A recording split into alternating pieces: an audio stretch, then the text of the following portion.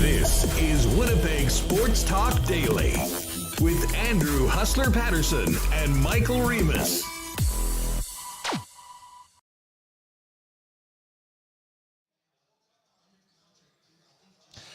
What's going on, everybody? One more time from Bar Canada at the D in Las Vegas. Welcome to an on-location edition of Winnipeg Sports Talk. Andrew Paterson with you, along with Michael Remis back at WSTHQ in the PEG.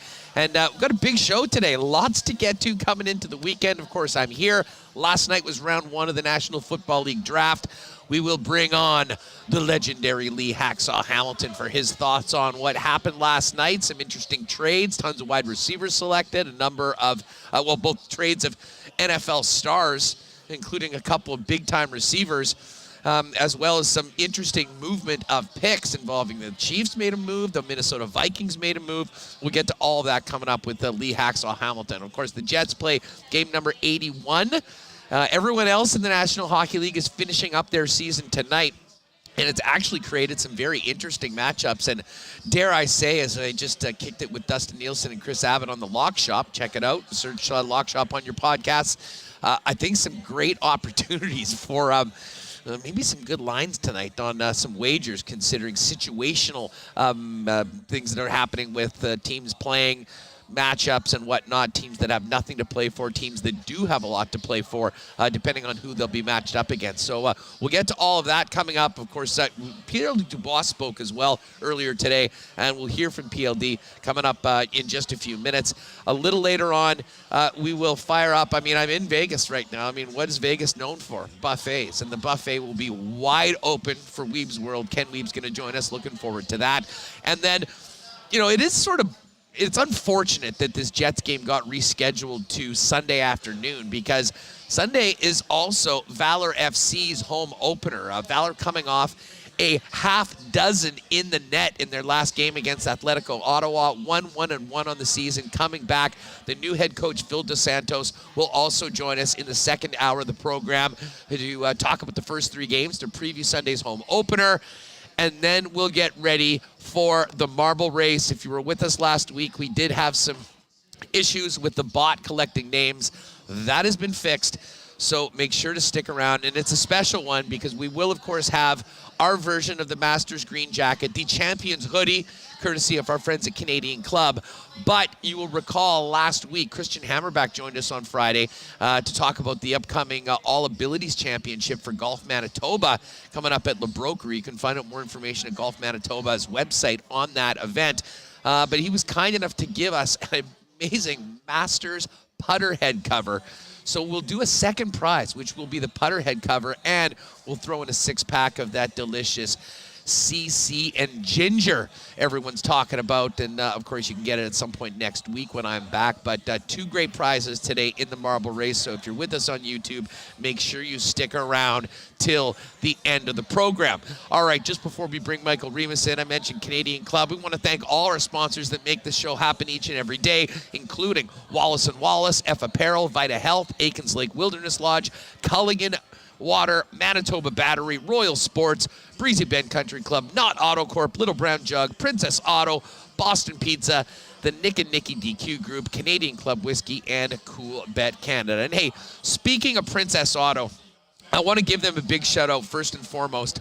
I'll probably mention this later on in the program as well, but I did notice this yesterday, and I think it maybe have come out while we were on the show or whatnot, but Listen, I mean, we've got another Colorado low coming into Winnipeg this weekend. There is a lot of concern about flooding, both with residences and, potentially in some spots in southern Manitoba. Princess Auto has said because of what's happening right now, they're offering emergency after-hours service at the Manitoba stores. If you're at the store after they're closed, give them a call. They'll connect you with the team member who can get you what you want when you need it. Check Princess Auto on Twitter. They've got all there, but the Panet store will be available until 2:30 a.m. The Winnipeg store on Portage will be available until midnight, and Brandon as well up until midnight. So the information is there at Princess Auto. Follow them on Twitter at Princess Auto. A great thing that they're doing to hopefully get all of us through these next couple days, and one more damn Colorado low. All right, with all of that, let's get to it and welcome in Michael Remis. Big shout out to people listening on the podcast. Thanks so much for doing that. If you ever get a chance, give us a 5-star rating and a review at either Apple or Spotify. Always helps out. And for those of you on YouTube, you know what to do. Make sure you hit that red subscribe button. Got to be subscribed to win in the marble race, and give us a thumbs up. Remo, what's going on? One more time from Vegas. Let's get after it. One more time. It's been a great week for you. I'm sure a fun week here for us as well. We had some of our highest downloads since the trade deadline this week. So people know you're in Vegas. They know we're an award-winning podcast now. I need to pick up that trophy. I think we got a double bump this week. So thanks, everyone. I think there is, as sad as the Jets season is, there's some finality here coming to the end. It does feel like, I don't want to say celebratory, but we're finally closing the book on this and moving forward. And I think people are interested in what the players are saying. It's not quite exit meetings, but, they're getting their last times in, hearing from Schmidt earlier this week and Dylan, Pierre Luc Dubois today, Morrissey, Ehlers, and, nice to hear the players finally being honest about what they're, what they've been going through really this season. So I am enjoying that. You okay over there? Just moving the chair up. Sorry if I'm hitting the buffet hard, but anyways, I am feeling good. I'm ready for the weekend, and I'll be at tonight's game. Looking forward to what the atmosphere is going to be. It seems like they're pumping this fan appreciation pretty hard. Yeah, well, and obviously I've been here for the last couple games, but from talking to yourself and my folks who were at the game against the Colorado Avalanche, a bunch of other friends, like everyone, I think they're at peace with the season.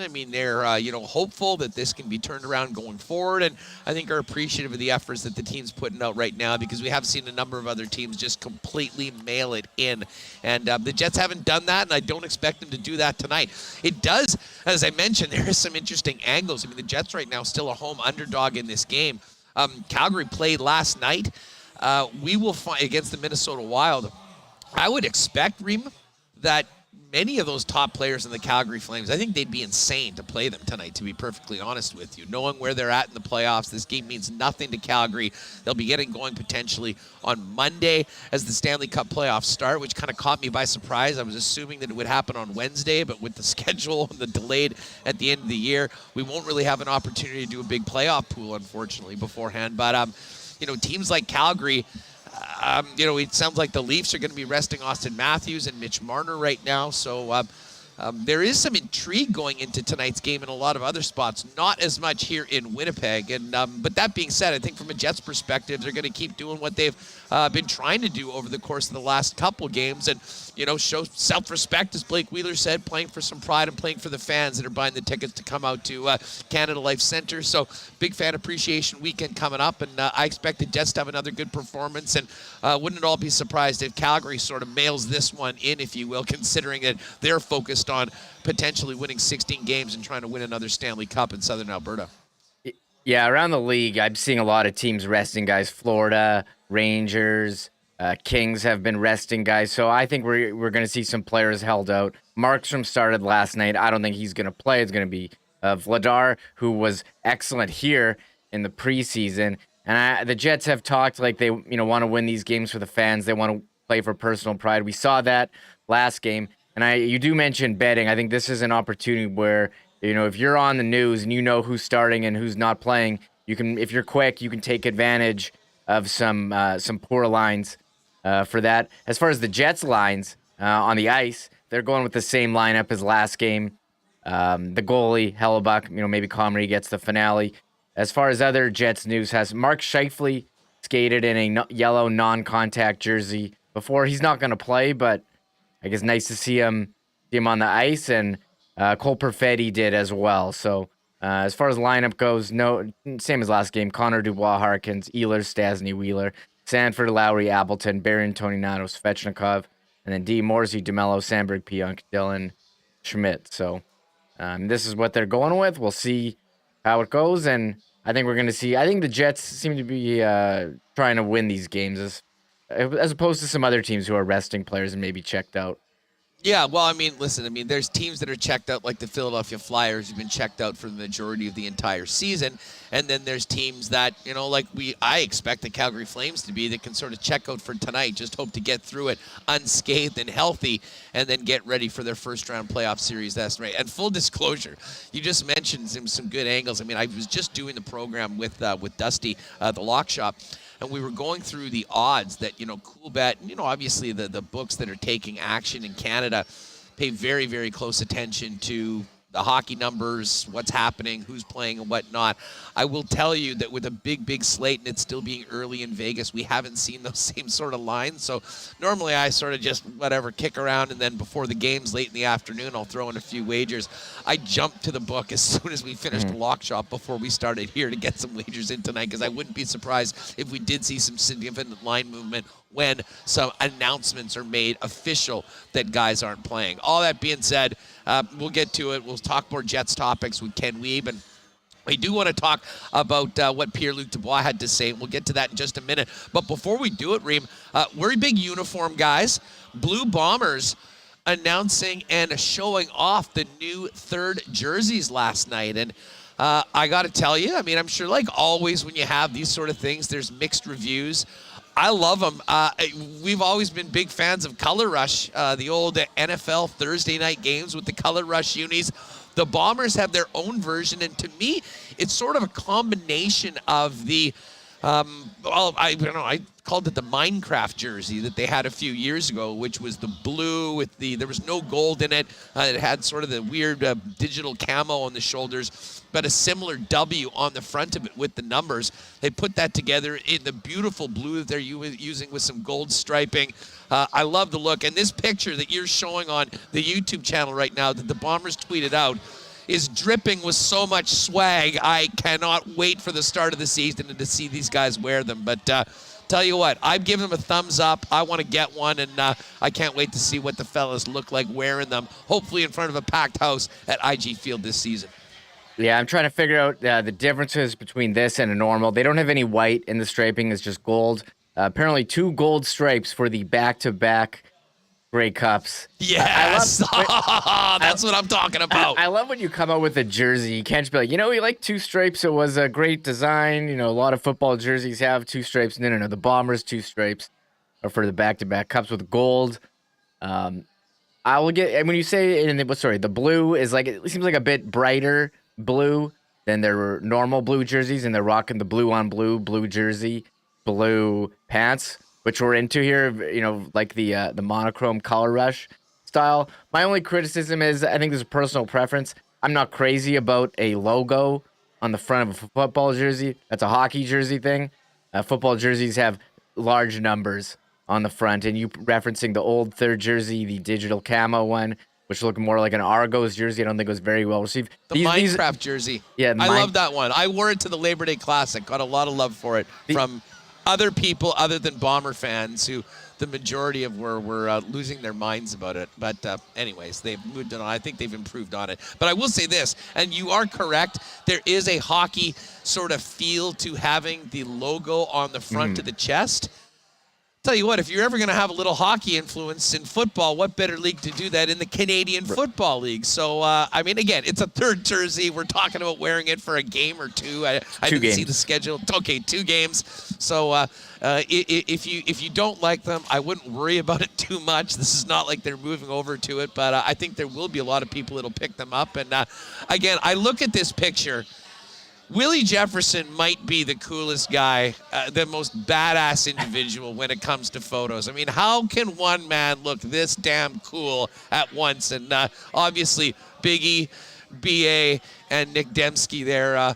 around big number 5 in the middle. But there's some championship swag in that thing, and that was before I knew that the 2 stripes were for the back-to-back Grey Cups. Yeah, no, I agree. I think they're good, but I think it's personal preference. And the numbers on the back, they're just straight white color. I think the regular Bomber numbers have a gold outline.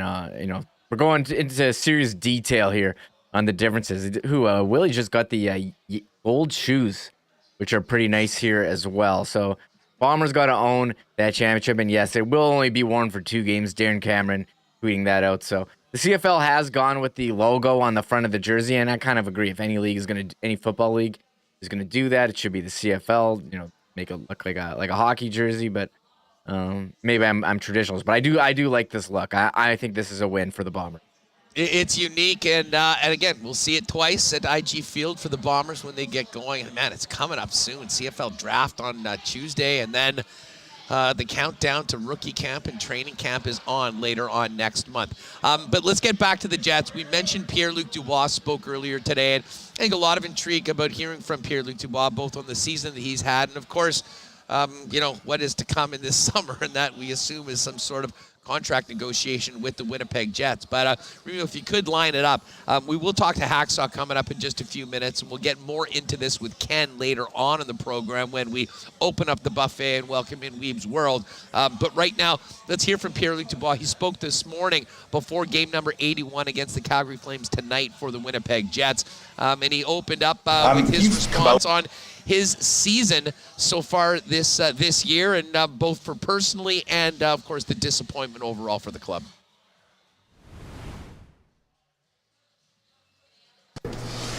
You've come out after lots of games this season and been very open about your play and the team's play. I mean, now with just these 2 games left, I don't know how much time you've had to kind of take stock of the season as a whole yet, but how would you categorize this season? It's a disappointing year. I mean, whenever you don't make the playoffs, even if you're, a team that's scratching you, or at the beginning of the year, your objective is to, try as much as you can. Any team in the NHL that doesn't make the playoffs, it's a disappointment. I've said it before. Even when you lose second round like last year, it's a disappointment. Nobody plays to make the playoffs, or nobody plays to lose in the second or even third round. I mean, you play to win the cup. And for us this year, the team, I think with the team we had, and I'm not going to come out here and say we're going to win the Stanley Cup, but you never know. And I think when you look at teams, we're one of those teams that at the beginning of the year we felt like we did have a chance to win the cup, and you never know when it's going to be your year.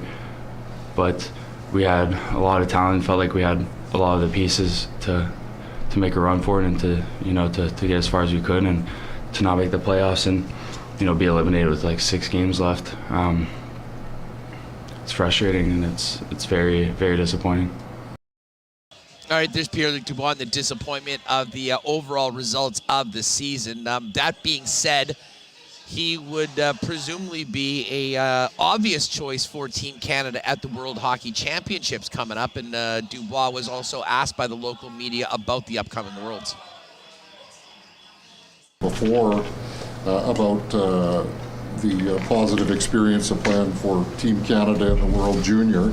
I don't know what the situation is like leading into the World Championship, but mentally and physically, are you in the proper state of mind and body if invite came to accept it? Yeah, I got a few bumps and bruises like everybody, but physically I'm good to go, and mentally, I mean, I like. I mean, the first 2 times I went, what I liked about it is it gets you ready it gets you playing in those late months of the year and get you playing more games, kind of like a playoff run would feel. And I want to get used to that. So when it does happen, I can be ready physically and mentally. So, it'd be a really good experience, I think. Is it confirmed? Are you going? Can you let the cat out of the bag or not? I don't know. It would be fun to go. Poker players would call that a bit of a tell, Reem. I think there's a pretty darn good chance that Pierre Luc Dubois is going to be a member of Team Canada at the World Hockey Championships. And, as again, we won't be able to watch these Winnipeg Jets play in the postseason, unfortunately. But I think a lot of Winnipeg Jet fans will look forward to seeing someone like Pierre Luc Dubois represent Canada at the World Hockey Championships. But with Dubois getting to the podium, I mean, as much as we can talk about what's in the rearview mirror in the World Hockey Championships, I think the one thing that every Winnipeg Jets fan has been thinking about for a long time, even more so after Elliot Friedman's report on Hockey Night in Canada, is about a new contract for Pierre Luc Dubois. And no surprise, PLD was asked about that coming up this summer as well. Pierre Luc, you've been here for a couple of years now. Disappointing a season aside, is this a place that you can see yourself being for a long time? I know you have a couple of years left till you can hit free agency, and you're in a good spot and have good, let's say leverage, I suppose, in contract talks. But is this somewhere that you can see committing your future to? Yeah, I mean, yeah, it is. But at the same time, I haven't really thought about that. We haven't talked about it with the team. There's been no really discussion, so it's not something that I've put that much thought into. I've enjoyed my 2 years here. I like the guys, I like the group, I like the team. I've had a fun 2 years, so yeah, it is somewhere like I could see that. But like I said, I haven't put. I know it's hard to believe maybe, but I haven't put that much thought into it. That's what these next 4 or 5 months are for. We have time, and as soon as the season's over, I'm sure discussions will start and they'll start picking up, and I think that's when most of the thinking will get done. How big a factor is playing with someone like Kyle, where you can play with an elite player? And I mean, obviously that's good for you personally, it's good for the team, it's good for, I know you don't care about stats that much, but in terms of, players that produce, get paid, I mean, is that a factor? No, I mean, because, you played with Panarin in Columbus. How big a factor is knowing that, you could be attached to Kyle for years to come? Yeah, it is. Good players want to play with good players, and it's been fun. I mean, if it's him or we have a lot of good players here. That's definitely an important factor. There's a lot of them. Everybody's different, and everybody has different opinions of everything. But yeah, definitely playing with good players is up there and on a list of important things. What are some of the other things that you look for in terms of whether you want to have a long-term fit or not? I mean, it's a flat cap world. I mean, it could change in a few years. I mean, what is it like as a player to have to make that kind of an important life decision? Yeah, it's not easy. It's tough, especially now. It's you think of a long-term deal, it could be, I could have a family, and I could be in the last years of my career at that point. So it is. It's not just what do you want now. It's what do you want 6 years from now, and 5 years from now, and 8 years from now. It's not an easy decision to make, and like I said, everybody's different. Everybody has different motivations. Everybody has different opinions of everything. It's easy to judge people, but at the end of the day, we all have different mindsets and what is important to us and what is not. And it's not an easy decision to make. It's not just here's money and here's years. If it was that, I wouldn't have taken a risk 2 years ago and asked for a trade out of Columbus. So yeah, it's a very important and very tough decision to make, and that's why I said these next 4 or 5 months will be important to think about everything and all the different scenarios possible. All right, there is Pierre Luc Dubois of the Winnipeg Jets. We'll get to that when the buffet opens and Ken Wiebe joins us a little bit later on in the program. We are going to hook up a little earlier than normal with Lee Hacksaw Hamilton coming up in just a second. Before we do that, a big thanks to Wallace & Wallace, our newest Winnipeg Sports Talk sponsor, Winnipeg's fencing and overhead door specialist. They've been serving residential and commercial customers here in the city for over 75 years. If your property needs the security and protection of a new fence or if winter or all these damn Colorado lows have done a number on your old one, give them a call. Vinyl, ornamental, welded wire, chain link, wood, they've got the right fence for you. And if it's time to replace your garage door, they've also got Winnipeg's largest selection of overhead garage doors. 452-2700. The experts at Wallace will arrange a time to come out and give you a free estimate. And you can also visit them at wallacefences.com or pop down to their showroom on Lawson Road off of Kenniston. Hey, summer is just around the corner. Weddings, gatherings, graduations as well. Every guy needs at least one suit that fits and looks great. And F Apparel's custom-made suits start at just $400. And the best time to come is right now. All the new summer styles, fabrics are in, over 250 to choose from. So get on down to F Apparel at 190 Smith Street. Talk to Andrew and his great staff about getting you looking good for the upcoming summer and into next year. And of course, if you are involved in a wedding party, they're the leader in wedding services and suits here in the city. 15% off for the entire wedding party if you get your suits from F Apparel. 190 Smith Street. Find out more. Book an appointment online at fephapparel.com. And hey, our friends at Vita Health are always stocked with Winnipeg's best selection of local, organic, and natural grocery supplements and beauty products, all at great prices. And the great prices are even better today because today is Customer Appreciation Day at Vita Health, where you'll save 10% off everything in this store pretty much. You can do that at any of the 7 Winnipeg locations, as well as their new fully shoppable website at myvita.ca. You can shop, get everything into your cart, and even schedule a delivery with Instacart as well. Vita Health Fresh Market, Customer Appreciation Day today, 10% off everything in the store. Pop down to any one of their 7 Winnipeg locations, including the newest store in Linden Ridge, or check them out online at myvita.ca. All right, let's get to it. We're here live in Vegas one more day after a great week. Last night was round 1 of the National Football League draft, and when we talk NFL on this program, there's only one guy we go to, and that is the Hacksaw himself, Lee Hacksaw Hamilton, who joins us. Lee, I like that Padres jersey. You got the towel in. Are you coming out of the pen tonight to take care of Yu Darvish after he starts against the Pirates, or what? No. You can identify with this. When you come back from rehab on a back problem, you know what you look like and feel like. Here we are. You got it. Well, hey, man, it's great to have you on the program.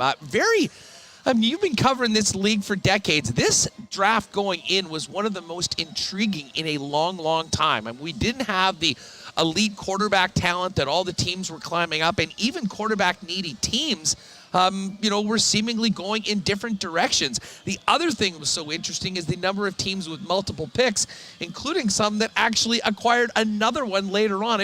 What was your expectation going into last night, and how close did things shake out as opposed to what you were thinking in this unique year? A wide variety of questions. We talked last week about the landscape of the NFL changing. This is a new breed of general manager and player personnel director. They're not married to quarterbacks. They're not married to long-term contracts. They're not married to number 1 draft picks. We had 9 trades last night that impacted 14 selections in the first round. That's 9 trades after we had 11 trades in the weeks leading into the draft. As you know, 8 different teams had traded away their number 1 picks before the first pick was ever made last night. And then we had all this swapping out of draft choices. The draft is cyclical. Last year, for example, we had 3 quarterbacks right at the top of the board. Well, this is a down cycle year for quarterbacks, Andrew. So therefore, we had only 1 taken. It was a bit of a surprise. Malik Willis was not taken at the back end of the first round, but he and Desmond Ridder will probably go at the top of the second round pretty quickly. But, when you go back and look, we talked last week when I was on with you that this would be a defensive-driven draft. 16 first-round draft picks from defense. This is a very good offensive line draft. 9 offensive linemen taken in the first round. So that's 25 of the 32 picks were either pass rushers and defenders or guys who would pass blocks. So just a unique year, historical year. Second round is going to be mayhem. There's still some pretty good football players at the top of the second round. And the quarterback situation, there was only 1 marquee quarterback according to the scouts, and that was the guy that went to Pittsburgh. So Kenny Pickett winds up staying at home, going from Pitt across the street to play at Heinz Field for the Steelers, and the other other quarterbacks are going to wind up going in the second round. I was really surprised at how some teams traded back, stayed away from marquee guys, traded back, and then took a lesser guy at the same position. Well, excuse me, Washington is one. Had a desperate need for wide receiver, and they traded back. They let two guys go off the board that they could have had that would have been impact players, and instead traded further back in the first round and took a second-tier wide receiver. I thought that was really weird.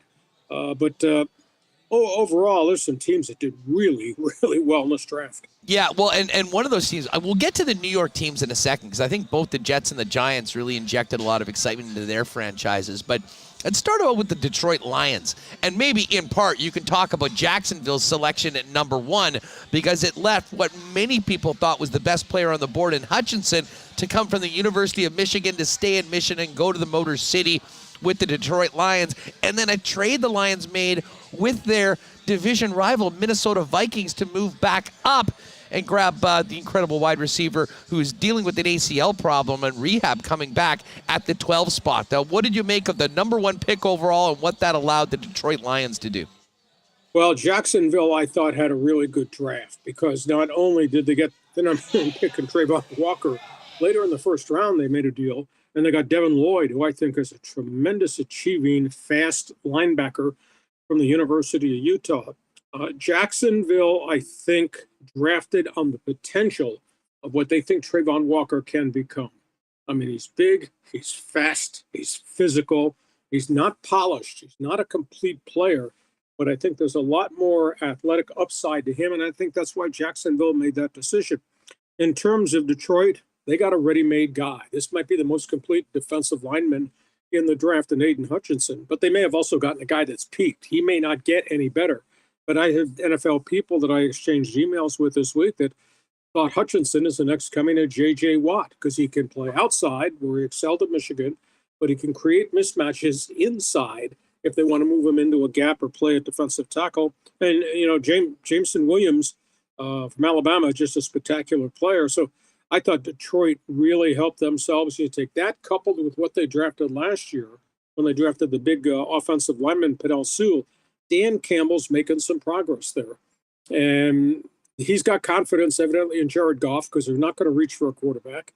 Didn't do anything in free agency. So I thought Detroit got what they really wanted, and they got a quality defensive tackle, and they got a wide receiver that's gifted, may not be ready to start the season, although they seem to say that he's training okay. So we'll just keep an eye on that. But I give thumbs up to Jacksonville and Detroit.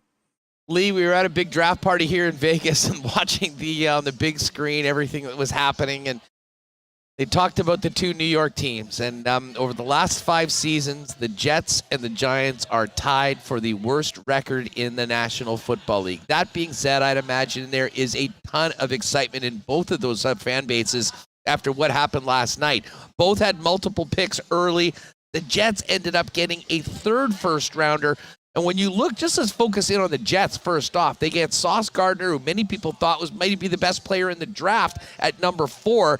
They get an impact wide receiver that was number 1 of a strong wide receiver group on many people's boards at number 10, and then traded up to grab Jermaine Johnson, the Florida State defensive end, who many people thought was a top 10 pick at 26. How impressed were you with what Joe Douglas and his staff did, and then maybe touch on what the G-men did in Gotham? Well, both those teams are really devoid of a lot of talent for different reasons. The Jets have just been horrible for a group of years. I think Robert Saleh is making great progress as their coach, and this draft has his fingerprints all over it, because they go into the marketplace and they get a really big cover corner who can run. The kid did not give up any touchdown passes at the University of Cincinnati. You look at the video of Garrett Wilson's acrobatic catches, my goodness, his athleticism is through the roof. And in terms of Jeremiah Johnson, maybe he's a tweener. Maybe some people weren't sure whether he should be a strong side linebacker or a down defensive end. But Saleh is a bright mind defensively, so he obviously believes that this kid will play a specific role in the X's and O's and the schemes that the Jets are running. But the Jets are really devoid of talent. Now, last year they picked the quarterback. They have an offensive lineman. They've got injury problems there. They hope to get some of those guys back healthy. They're still way short of talent, but I give them a letter grade A because they got 3 guys who can play. The Giants, that's a whole different storyline. The Giants have just been drilled by injuries a couple years in a row. A wide receiver, Saquon Barkley, their star running back, Daniel Jones, has taken a terrible beating. Well, they helped themselves. They went out and got Thibodeau from the University of Oregon, a big defensive end, and they got that massive bookend tackle, Evan Neal, that they really needed, who's going to start immediately at right tackle. So those are positive acquisitions for them. What the Giants need is a dose of health mixed with some water and keeping his next group of players on the field. I think they can bounce back because they can't have as many injuries the coming year as they had the last 2 seasons where they were just absolutely devastated. So I think the arrow is pointed up for the Giants. I like their picks, and I can't sort out what's fact or fiction about Thibodeau. You know, he was so highly regarded at Oregon, then he got hurt and didn't play well, and people are rapping him that he takes plays off and all that. But you put a guy in an NFL culture with really good coaching around him, maybe that changes the whole persona when the kid finds out what it's really like to be a pro and what the expectations are. So I think the Giants did really well. In fact, I think the Giants did better than the Jets did. Well, as I said, that there, as you mentioned, plenty of room for improvement on both of those clubs. They needed players, and they got some big time talent. At least we'll see what the coaching staff can do, whether these teams can get back in the front. Let's talk about the quarterback, Kenny Pickett. There was many mock drafts that had Pickett falling out of the first round, and having one of the other 2 quarterbacks that you mentioned maybe getting into the first. Lots of talk about his hand size. I always chuckle about these conversations, but obviously to the people in personnel departments, it is real. Were you surprised that Pittsburgh got the somewhat hometown guy, the guy that played college in Pitt, to move in? And how do you see that working going forward into next season, considering they also just signed Mitchell Trubisky to a 2-year deal? Well, they got Trubisky there, and I think they're grooming him to be the number 1 guy. Trubisky is down in Florida for the last 2 weeks, leading all the workouts that the Steeler wide receivers have all flown in for. I think he is the heir apparent starting quarterback, and they do have Mason Rudolph, whom they kind of like. He manages games. He's the kid that was out of Oklahoma State's been a backup to Roethlisberger for a couple of 3 years. I think Pickett will be brought along slowly. Pickett can throw. I mean, he threw for 42 touchdown passes this past season, 3,700 yards. He flung it all over the field for the Pitt Panthers. We'll just have to wait and see. There's no doubt the kid's got skill. Kid had a good 2 years with the Pitt Panthers. Is he ready-made to be an NFL quarterback? No, but, Trubisky is a former high draft pick who's gone through some rough times, but yet he's got a lot more experience. He's a really smart guy. And they're not going to put the franchise on Trubisky's shoulder in Pittsburgh. They're going to run the football, and they're going to play great defense. And, yeah, they'll throw it to all their guys that are back at wide receiver, but it won't be as if Trubisky's got to be Josh Allen in Buffalo. So I think Pickett will be a down-the-road type guy. Malik Willis, big physical guy, small college player.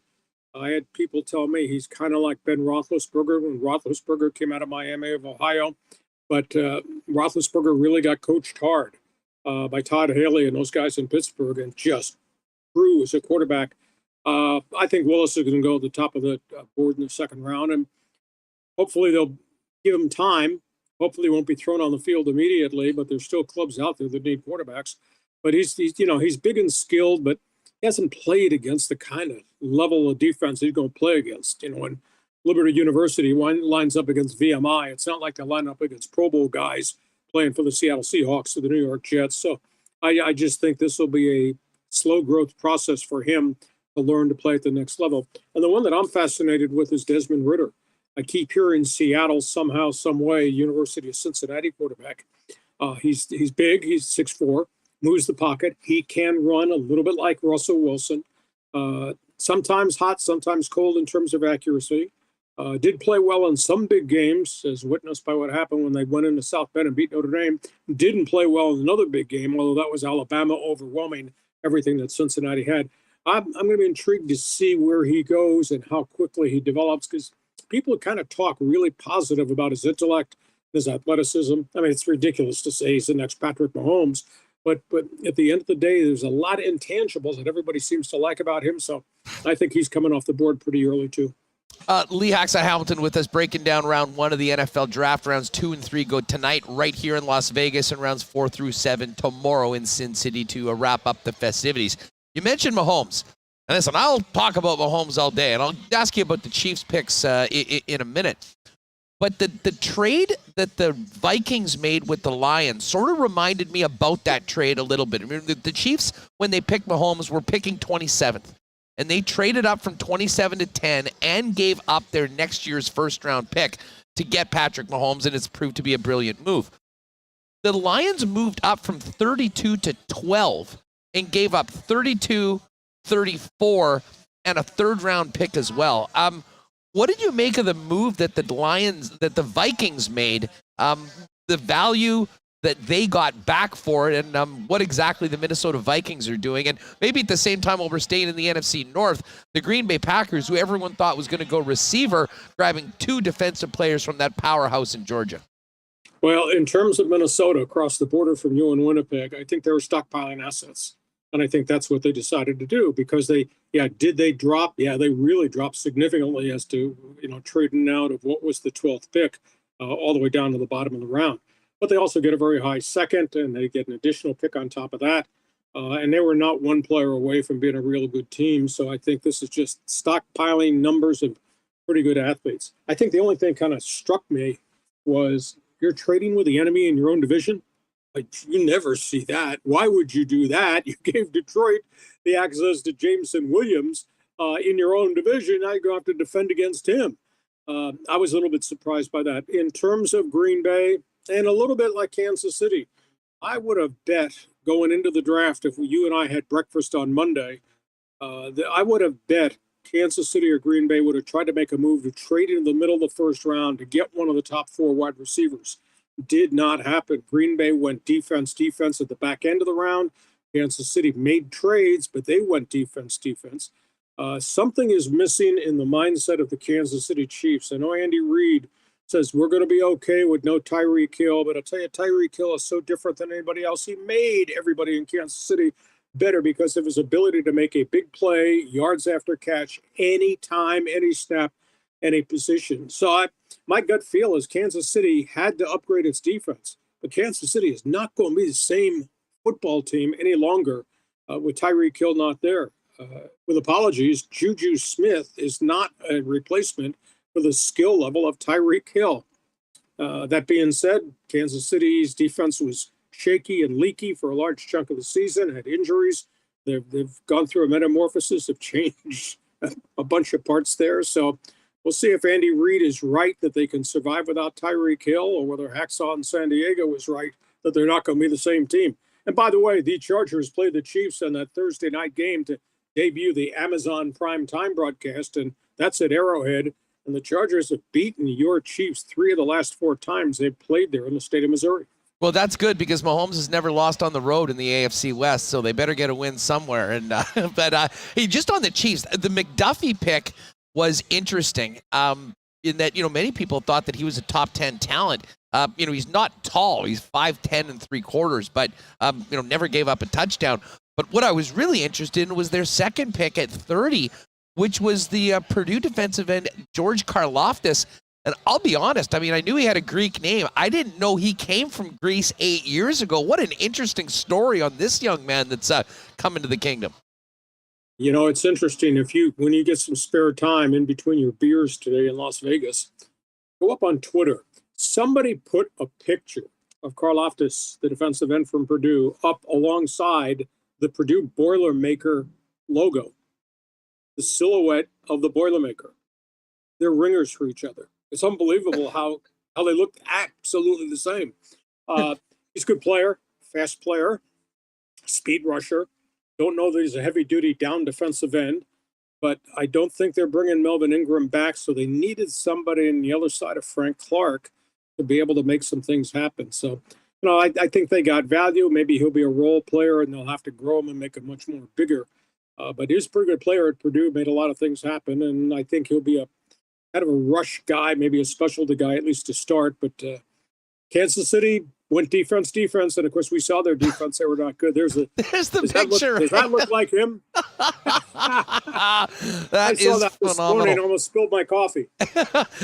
Lee, I want to ask a hockey question, but one more on the NFL draft. The names that we heard potentially being traded, of course, Deebo Samuel, who's requested a trade from the 49ers, and the uncertainty as to what the Cleveland Browns are going to do with Baker Mayfield going forward.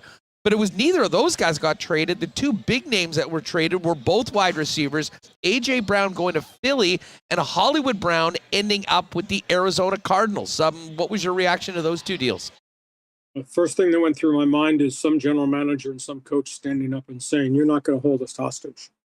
And that's why they traded those guys, because these were all contract-driven things, just like Devontae Adams was, and probably to a degree with Tyreek Hill, although that was not bitter. I think the others were bitter. Philadelphia, got a very, very good, massive mountain of a man in Jordan Davis with their number one pick, and then they add A.J. Brown to their offense. Those are two really good upgrades to a team that kind of looked old and fell apart at the end of last season. And in terms of Arizona, they went and got Marquise Brown, who's on the same page with Kyler Murray, and they knew each other. They liked each other. They played together in the past. He'll be a big upgrade offensively for the Arizona Cardinals. And in terms of the names that didn't get traded yet, Baker Mayfield's got an $18.7 million cap figure on a one-year deal. Garoppolo has a cap number of $25 million. I don't know who's going to want to take that on unless there's a multi-year contract extension. I don't know what San Francisco is going to do to put this oil fire out with Deebo Samuel. He's get this, Andrew. He's supposed to make $4.8 million this year. He wants $20 million now, immediately in the first year of a new contract extension. Frisco can't do all that because they got other contracts got to take care of, but they don't seem to want to move him. And the name to keep an eye on, because it's apparent to me, my old team, the Seahawks, are in full rebuild mode. And I think DK Metcalf might get traded yet, maybe for picks, maybe for another player. I think the Seahawks, who drafted a pretty good offensive lineman, but it's a year too late for Russell Wilson. I think the Seahawks are really knocking this thing down to the foundation and starting a massive rebuild, regardless of what Pete Carroll says. Look at the roster. And so I think DK Metcalf still might be traded. So we got more transactions to come. I don't know if any of the Mayfield Garoppolo things will happen today, but I think that's going to happen before we get to the OTAs. Hacksaw NHL Stanley Cup playoffs begin on Monday, and one of the California teams is back in, and it's the Los Angeles Kings. Just thoughts on that matchup with the Kings, their season going into Edmonton to take on the Oilers, and of course the announcement that longtime King and Stanley Cup champion Dustin Brown will be calling it a career at the end of this season. Yeah, we had two really good guys retire in a week span out here in Southern California. First, Ryan Getzlaf, who's an unbelievably gifted leader and great citizen, retiring after 17 years, I think it was, with the Ducks. And Dustin Brown's been a grinder. He's been this era's representative of what John LeClaire used to be with the old Philadelphia Flyers, I think.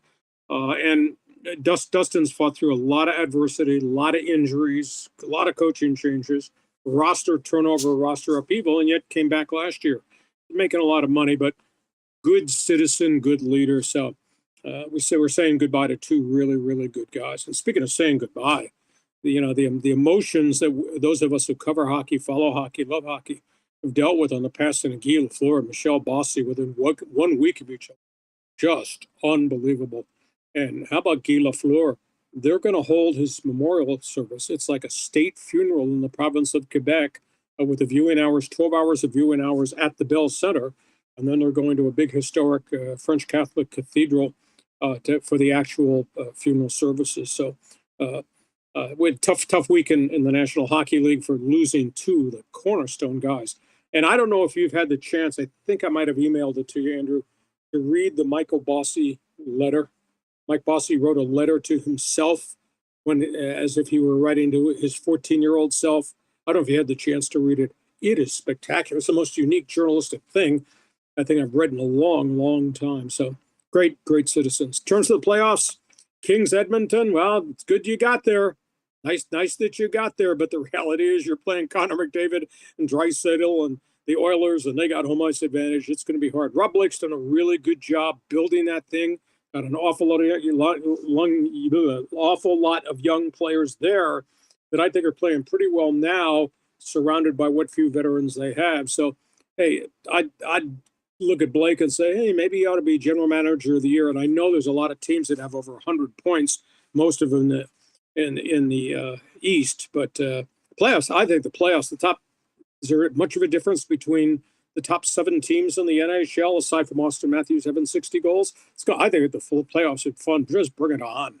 Well, and the crazy thing is, Lee, I mean, we're going into this final night. Well, what was supposed to be the final night of the regular season, we still do have this makeup game between the Jets and the Kraken on Sunday afternoon in Winnipeg to get to. But this evening, I mean, there's a whole bunch of games. Some teams have nothing to play for, but, a number of teams can significantly affect their first-round playoff matchup depending on the outcomes of this Friday night slate in the National Hockey League. Yeah, you got all these teams got, 107, 106 points, etc. I think that the issue is you don't want your guys to get hurt in the final game of the season because you know what's ahead over the next 4 weeks in terms of the playoffs. So do you just try to get through the game? And the other factor is if you're going to go a couple of rounds in or actually go to the conference finals, you have to play these guys sometime. So whether you play them in the first round or you play them in the second round or maybe in the conference championship round, to me, it doesn't really matter. Just get your guys through this game and get ready for what's going to happen in the middle of the week. I think I am fascinated in the playoffs, especially when you look at the point totals that guys in the East have put up. And I'm not taking anything away from what Calgary did or what Edmonton is doing, but my goodness, you're talking about Tampa Bay and Florida and everybody else in the East. Oh, no place for the timid. Trust me on that one. No doubt about it. Hacksaw, if I forced you to lay a nickel down on one of the teams for to win the Stanley Cup, do you have a cup pick going into the tournament beginning next week? My emotions and my heart would say Maple Leafs because they sure got a lot of talent there. But look at what's gone on in the Sunshine State with Tampa Bay and Florida Panthers. If I asked anybody in the street, can you name a player on the Florida Panthers? I'm not sure they really could. Florida's had a mystical season. So I think the Leafs, because they've just got a lot of quality firepower guys. But geez, you can't rule out Tampa Bay, but Florida just had a 13-game winning streak. Well, the funny thing, and they weren't playing for anything either. I mean, they already clinched the doggone thing back in January. So I'm excited. I love the NHL playoffs. My favorite philosophy about hockey at this time of the year: all out, every shift, every night. It is going to be phenomenal. And, hey, before we get to Monday in the Stanley Cup playoffs, we've got 6 more rounds of the NFL draft. I know you'll be all over it. Fill people in. I'm sure the notebook must be absolutely packed right now. What's going on at LeeHacksawHamilton.com? Yeah, my head was blown off my shoulders at midnight last night because I watched all 4 hours of the draft and I was trying to write at the same time and all my draft notes. But complete coverage of the NFL draft, my reaction, my one man's opinion column about what happened, and of course, his news and notes about everything else, whether it's Major League Baseball, whether it's the NBA playoffs, which we're now moving on to the second round after some real meltdowns along the way, whether it's the NHL big weekend in the English Premier League soccer, and obviously what's going on in auto racing. So it's all on the website every day. I write about it. And like I say, you read it. Outside of me and Andrew, you'll be the third smartest person in the province of Manitoba. You check my website every day. Buddy, have a great weekend. Enjoy the rest of the draft, and we'll look forward to catching up next week with much more to talk about the aftermath of the National Football League draft, and love to get your take on what's happening in the Stanley Cup playoffs. Have a great one. It's Hacksaw.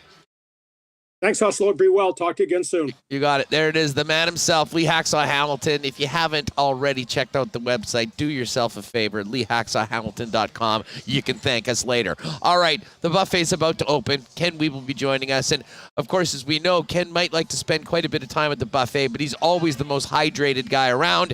And that is because I'm sure Ken's got a great supply of the best, which is Culligan water. The Culligan folks, family-owned in Winnipeg and southern Manitoba, and have been doing it for over 65 years as the leaders in water services.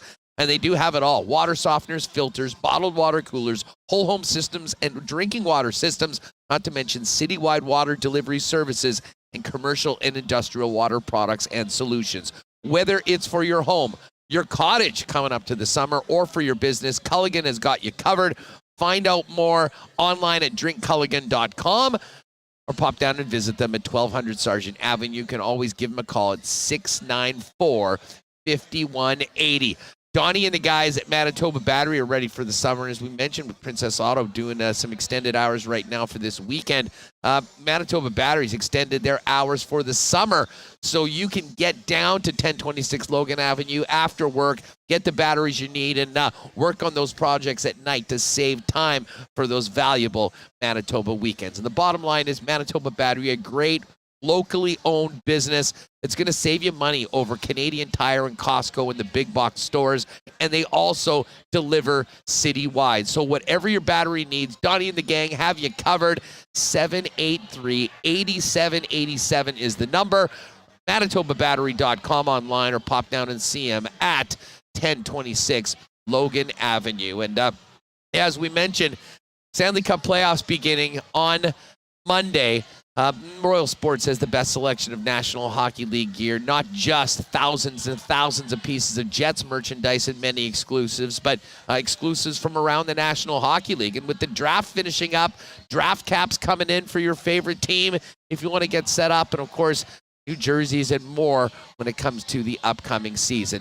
They've got you covered on merchandise, whether it's hockey, basketball, baseball, tons of Jays gear coming in, Canada soccer gear coming in as well, and as Lee mentioned, the English Premier League and soccer from around the world. But for those of you getting active, they already know they've got the best hockey selection in town. They've also got a massive selection of soccer, baseball, softball gear, a huge growing bike inventory each and every day, and an expanded fitness section as well to help you dominate spring and summer with our friends at Royal Sports over at 750 Pembina Highway. And make sure to follow them on Instagram at Royal Sports Pembina for the latest merchandise drops and sales. All right, lots to get to heading into this final weekend of the season for the Winnipeg Jets. We heard from Pierre Luc Dubois. Chaz Lucius spoke as well. Josh Morrissey. We'll have some of that a little later on. Don't think it's going to work out with Phil Dos Santos from Valour FC. Of course, Valour is playing this weekend on Sunday afternoon for their first game at home of the season. But we're going to open up the buffet Vegas style because Ken Wiebe's here, hydrated as always, and joined us now. Wiebe, what's going on? I see the locale of the buffet has moved a little bit today. You're setting up shop in the basement of the rink? Yes, it's great to be with you as always. Beautiful Friday here. We are deciding to stay at the rink today. We got a little bit of writing to do after Pierre Luc Dubois speaking about the potential for his future. Spent a lot of time in rinks this week, so I didn't really think that the 20-minute drive home and back was necessary today. How's everything going down in Viva Las Vegas, my friend? You know what? It has been, honestly, it's been a dream week. This setup that I've been doing the show at here at Bar Canada is absolutely first class. Met some incredible people, and the folks from Circa and the D have been just amazing for us. We've had so much fun. I'm not sure if you got a chance to spend some time with fantasy god Austin Eckler earlier this year. He popped by to see some of the folks from UFF Sports along with my guy Andy McNamara and got a chance to talk to him about a whole bunch of things. Just a fascinating young man and a guy that is already set up to do some special things after his career. And then, of course, we saw him up with Tony Gonzalez last night at the NFL Draft announcing Arrowhead Stadium, Chiefs-Chargers, the first Amazon Prime game. So that was great. And then yesterday, went to the stadium swim at the Circa Hotel, the most ridiculous spot I have ever been to. The combination of the biggest sports book, a casino, the day pool. It was a scene. I mean, I'd seen a lot of pictures, but you kind of got to get there first to be a part of it. So overall, it has gone great. I've made all the shows. Technically, things have gone great. So no complaints. Although I will say this, would have liked to have seen and been back in the building for a few of these games this week because we spent so much time talking about this Winnipeg Jets, that miserable road trip, what we've heard from players. And, the team obviously is playing for their fans, and I think that has been great. But let's get to Dubois right off the bat because, I mean, we've spoken about Pierre Luc. There was the report last week from Elliot Friedman. You were asking him a number of questions today. I'm not sure I really believe any player when they say they haven't thought about their contract at all. That is exactly what he did have to say. What did you think about the? What did you think about that when you heard yesterday, or when you talked to him today, and what his reaction was to the season as well as what's to come once the game against the Kraken's in the books on Sunday afternoon? For sure, Hacksaw. First and foremost, hard to imagine you having a good time and being around the action in somewhere like in Vegas. I actually liked what I heard from Pierre Luc Dubois. Again, you always have to be somewhat, you have to have the antenna up when you're having these conversations, because it's not often when you have an individual come out and say about their future, yeah, sure, you know what I'd love to do? Just, give me the contract, fill in the numbers as you see fit, and we'll get it taken care of. I mean, that's not the way things work. But what we did hear from Pierre Luc Dubois are some of the things that are important to him, like playing with good players, like a Kyle Connor, being in a situation where you feel comfortable, being a place where you want to plant your flag. So for me, Huss, I think that you would be, if you're a Jets fan, you are at least moderately reassured after, hearing the reports from my colleague Elliot Friedman that his name could be out there. But as you and I both know, Huss, there's a difference between having your name out there and having a trade made immediately. The Jets have been backed into a corner plenty, and they rarely make a trade that they're not comfortable making. So I've said this from the very beginning. I believe there is a fit between Pierre Luc Dubois and the Winnipeg Jets, and I think there is motivation to get a long-term deal done, and I think that they will get that done this summer. I mean, if they don't, I would see it much more likely seeing a one-year deal for Pierre Luc Dubois than him being traded. That's my personal assessment. I like the things he said. I mean, about daydreaming. He said he's not leaving anything to chance. So even though he hasn't thought about it a lot during the season, he's going to be giving it a lot of thought in these next weeks and months. And he's going to want to hear some things. I think we talked about the importance of Mark Scheifele's exit meeting. Probably the second most important exit meeting, if not even, maybe 1A and 1B, to use the term we've talked about at the center position.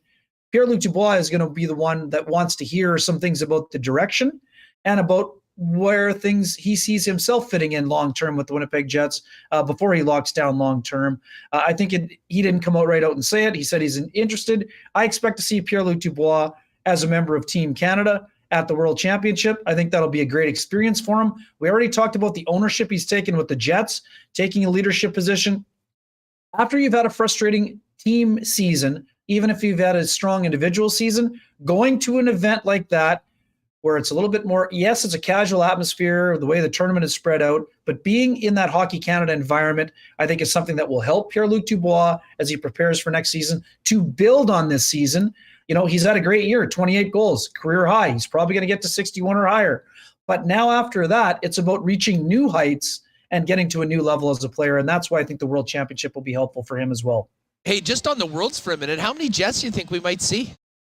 It's a good question. I mean, Josh Morrissey's saying, given his personal situation, he will not be attending. We had a couple guys mention the injuries. I think a guy like Kyle Connor would be a great fit for him to go to the World Championship. I don't know about Connor Hellebuck. Obviously, we know there's the new baby still. Will he be going? I think the Jets will have, I think Adam Lowry, again, I think he's one of the guys that is on the radar for Team Canada. We'll see what the final lists look like. I would say there's going to be a handful, Huss. We know Ehlers is going, obviously. I would say it could be in that 3 to 5 range, I would expect, but still a little bit early to tell, I think. But I think that's a valuable experience because we've seen it, guy after guy, the frustration level evident. Josh Morrissey, again, expressing his frustration, but saying that there's still belief in the better, brighter days ahead for the organization. Any guy that can go to a scenario where you kind of get, your vacation is going to be long enough. When it's a 4-month vacation, Huss, adding a 10-day trip or a 2-week trip to go to Worlds, super valuable, at least to get you in a good headspace to kind of wash away some of the bad feelings. And then when you get back to the motivation of training for next season to ensure that they don't suffer the same fate next season.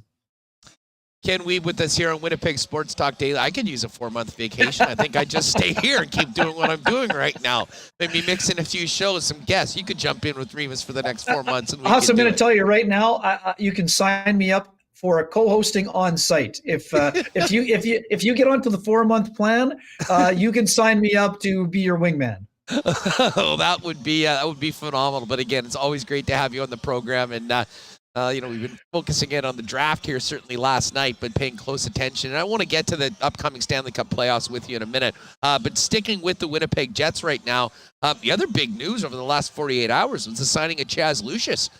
To me, I'll be honest, I mean, especially the timing of when they announced it all, it did catch me a little bit off guard. I thought there's a very good chance that he'd be back with the University of Minnesota. He did a video call today. We're going to hear from him a little bit later on. But maybe what did you think about the fact that they got him signed? How positive is that for the Winnipeg Jets? What does that mean for him going forward? And I'm not sure whether you were on it, but what have we heard from Chaz Lucius about the decision and making that move to professional hockey and being a part of this organization next year? Yeah, it's an interesting call on a lot of fronts. And Huss, as you know, I did have a chance to see him live at Grand Forks this year against UND as a member of the Minnesota Golden Gophers, and I really loved his game. He's a very cerebral player. There are some similarities to Cole Perfetti in terms of how they get around the ice and how they think the game. Chaz, more of a dynamic shooter and an absolute sniper.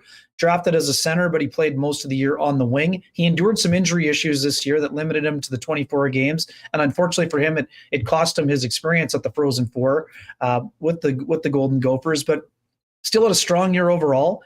The sense that I got during the year, I spoke with Bob Motzko, his coach, after the game in Grand Forks as well. It seemed like this would be more than a one and done, but a variety of factors always play in or whatever else. And I know it's important for Chaz to be an NHL player. And I think that even though University of Minnesota, they're going to have a great year with Matthew Nyes and company going back, I think for him to start his career at the pro level next year with the Manitoba Moose, we know, yes, he'd have an option to go to the Western League if he'd like to, but I expect him to start the year with the Manitoba Moose and to start his pro style. I mean, and then I think because of his age, he would fall into that category where he would be in that first entry-level slide situation unless he played the 10 games. But again, I'd have to verify that. But given his age, I think that's where they would be looking. He's a guy who can really shoot the puck. He had a bunch of injuries that maybe impacted his skating a bit, but I like the fact that he's ready to play a longer season and to get himself ready sort of on that upward trajectory to get to the NHL. Now, the other interesting angle there too, Huss, a lot of people thought he would be staying at Minnesota. His brother Cruz, who was a highly rated prospect for 2023, is also committed to the Golden Gophers as well. So thought it would be similar to the Tucker Pullman situation, where instead of turning pro, he wanted to spend that year playing with his brother Colton at North Dakota. So obviously he's a guy that had some, he's got incredible upside. He dipped a bit because of the injury history. This injury had nothing to do with his previous injury with his, what he was dealing with before. So I know that folks are always concerned when it comes to injuries, but this is a guy that's a really high-end talent. And the fact that he'll be joining the Manitoba Moose most likely next year, I think would be a positive step, both for the player and for the organization as well. Because we know they have more defense prospects that are close to the NHL than forward prospects. So to add to the pool, I think is very important.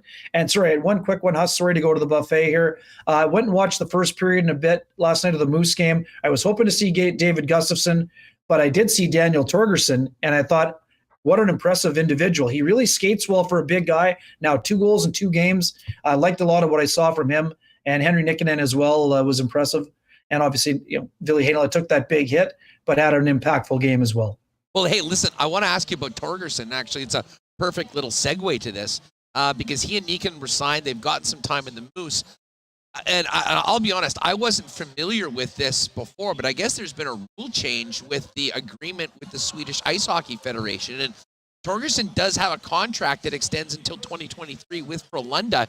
And from what I understand, that if you're not a first-round pick, right, you can't be sent to the American Hockey League. So can you clarify what his situation is going into next year with the Winnipeg Jets and playing in North America as opposed to going back to Sweden? Yeah, so it's something that was brought up, but I was talking about it with Dave Anouk at the game last night. Obviously, Elliot Friedman mentioned it in the 32 Thoughts this week as well. I have not talked to the Jets. I don't know if there would be a potential for a loophole situation there, or I don't know if there is a loan available.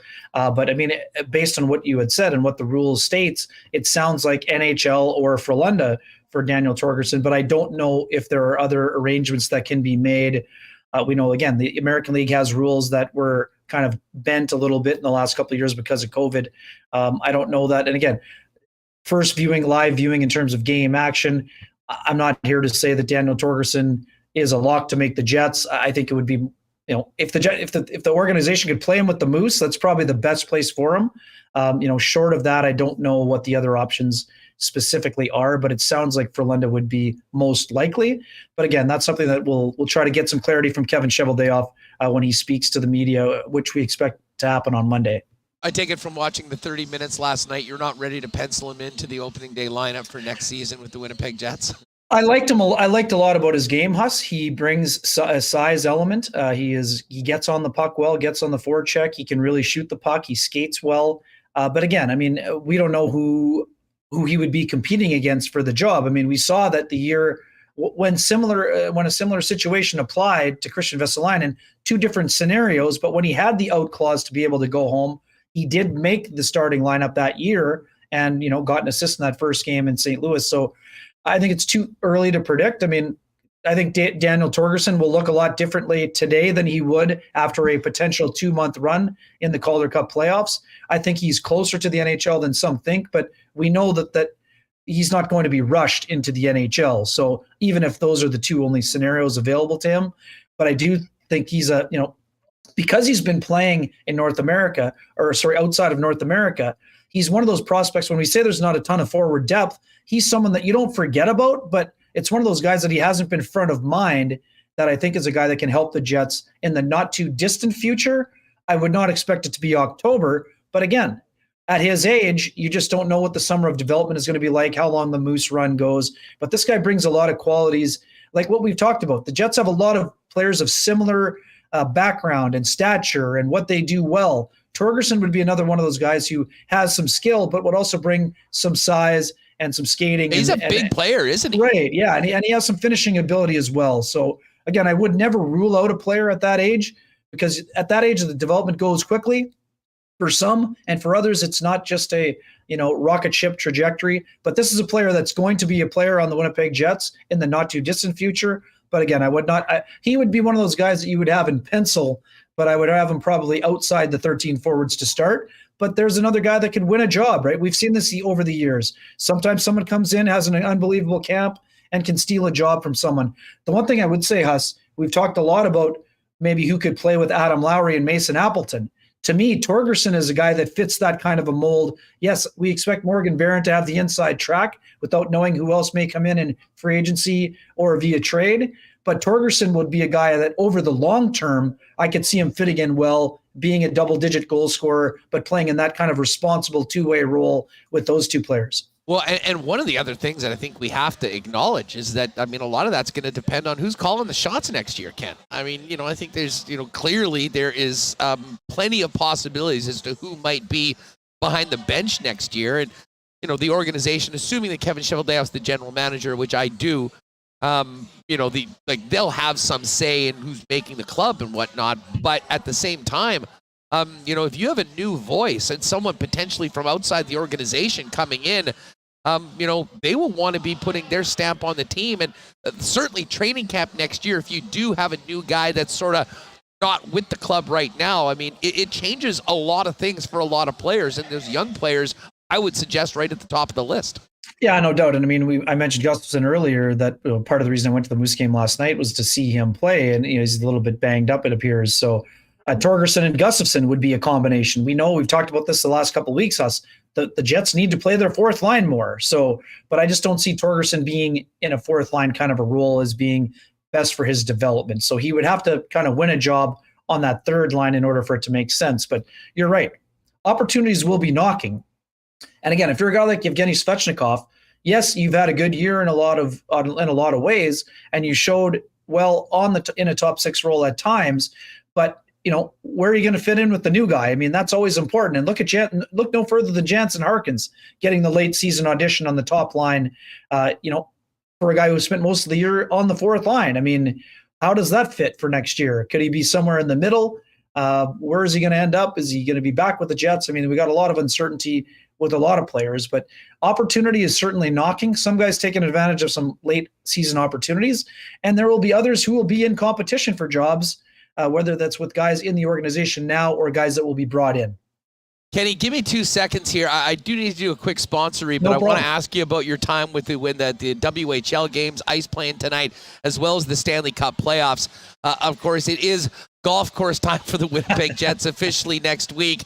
And whenever this damn Colorado low gets through and we can dry out and get back on the course, we're going to really look forward to a great summer out at Breezy Bend. If you're thinking about a golfing home for you and your family's future with great junior programs, ladies programs, amazing men's night, practice facilities, and course improvements, Breezy Bend is the spot. You can give them a call. Corey Johnson, our great friend, the general manager, will be happy to tell you about everything going on, the waiting list situation as well, and you can find out more on the course over at breezybend.ca. The potholes, I haven't been in the city for the last week, but I have a feeling there might be some people looking for new cars out of necessity because of what those roads are doing for them. I'm not sure whether or not AutoCorp has any Sherman tanks that you can buy to handle the Winnipeg roads, but they do have an incredible selection of vehicles. So if you're thinking about a new vehicle, electric or traditional, Knott is the place. Why not get into the car of your dreams at an incredible price with the help of the Knott team?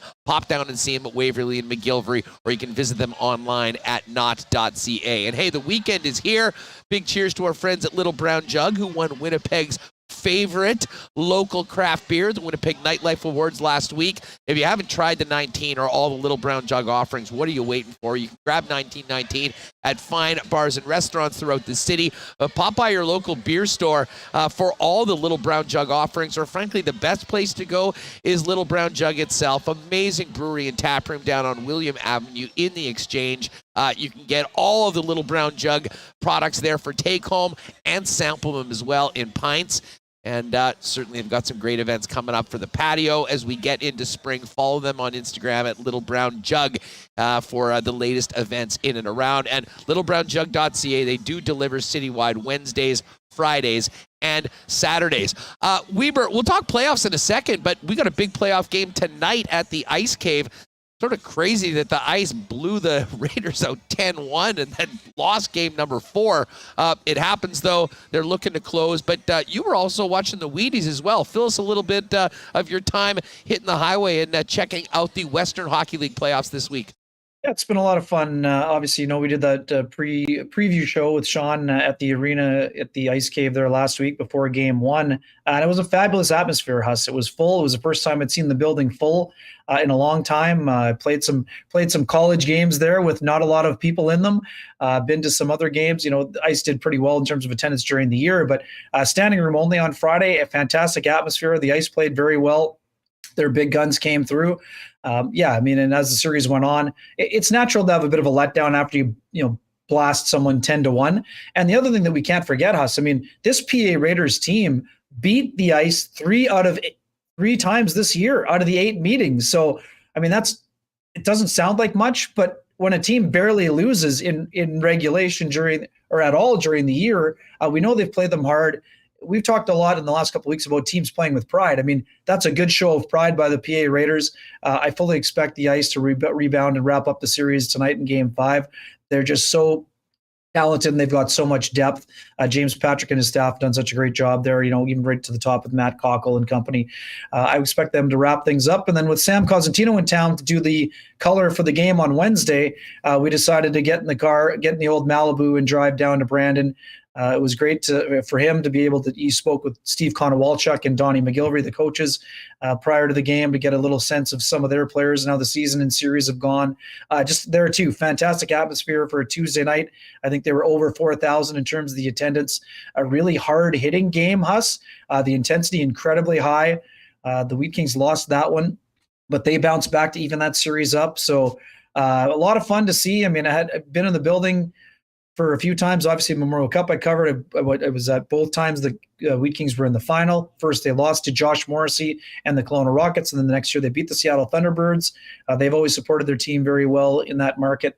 2 Manitoba teams doing a great job in these playoffs, and it'll be interesting to see if maybe those 2 teams may meet up at some point during these Western League playoffs. I've been paying. Obviously, we're here in Winnipeg. It's Winnipeg Sports Talk. We've got a team now. We focused on the Ice. They've been the best team all year long, but Don McGillivray's a great friend, a great member of the hockey community, and the Wheat Kings have been Manitoba's team for so long.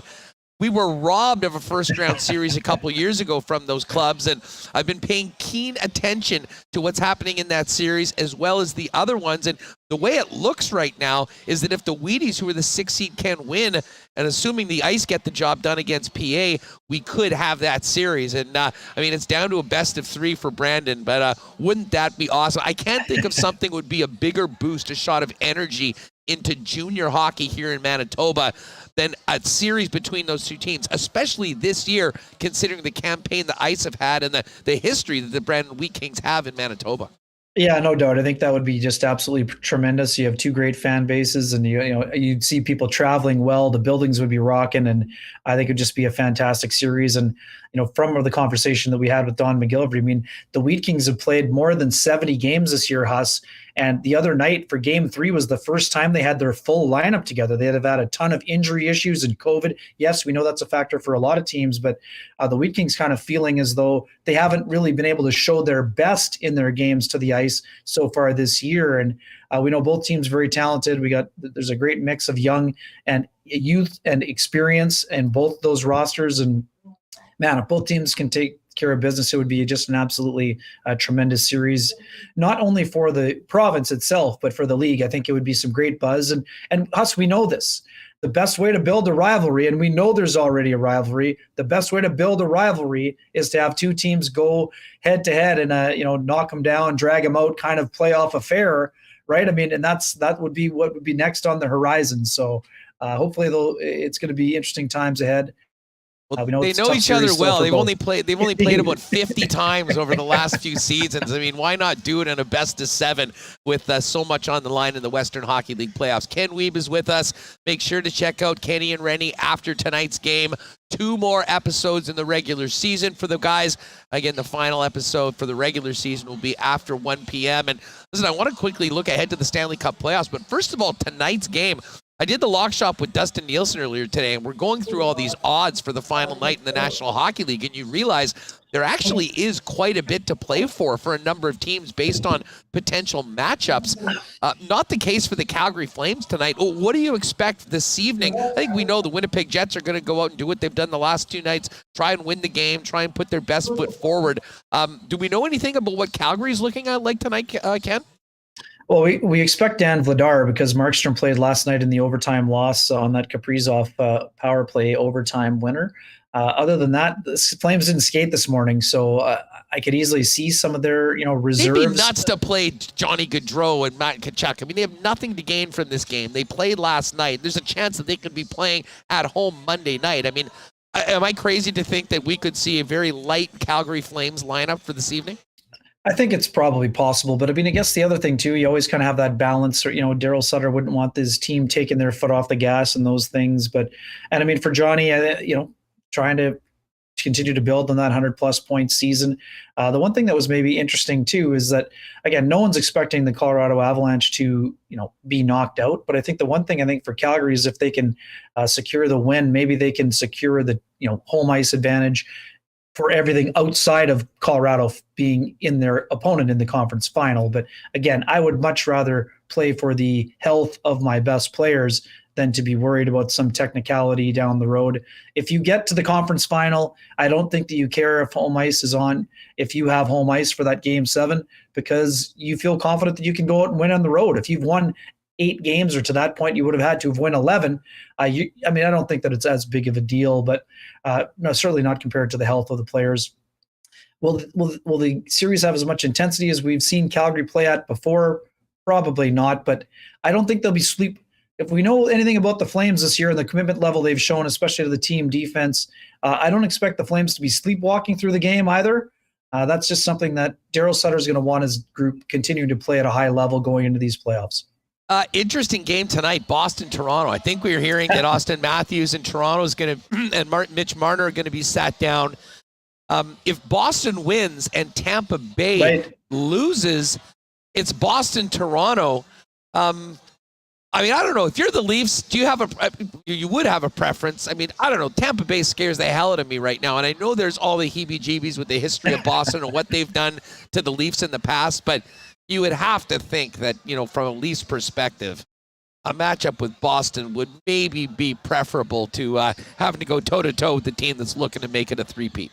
Yeah, agreed, Hassan. We know that the ghosts and goblins. I love the use of heebie-jeebies, by the way. I think that a matchup with Boston would be preferable, and that says nothing to do with the previous history. This is very simple for me, Huss. And with all due respect to Jeremy Swayman, who's having an excellent season, if your choices are going up against Andrei Vasilevsky, playoff hero, or Jeremy Swayman, this is not a choice. This is a lifestyle choice. This is not just something that you would think is a benefit. I mean, the Lightning know how to win. I mean, people can say what they want, and has it been up and down for them at times? Have they played a lot of games the last 2 years? Absolutely. But they know they have the heart of a champion. They know how to win, and they are obviously not the preferred opponent. But again, the Leafs are going to have challenges with any of their opponents. And any team that wants to win 16, you got to beat a good team. The unfortunate part for a bunch of these teams are that they're going to be a couple 100-point teams going home after the first round. And that's where you could see some interesting things happening with the sweeping changes. But the Leafs have their own demons, Huss. Never mind their opponents or what they've done to them. This team hasn't won a playoff series since 2004. So guess what? It doesn't matter who they play. They need to get to 4 in the first round, no matter who their opponent is. Otherwise, we expect some changes to be happening in Winnipeg.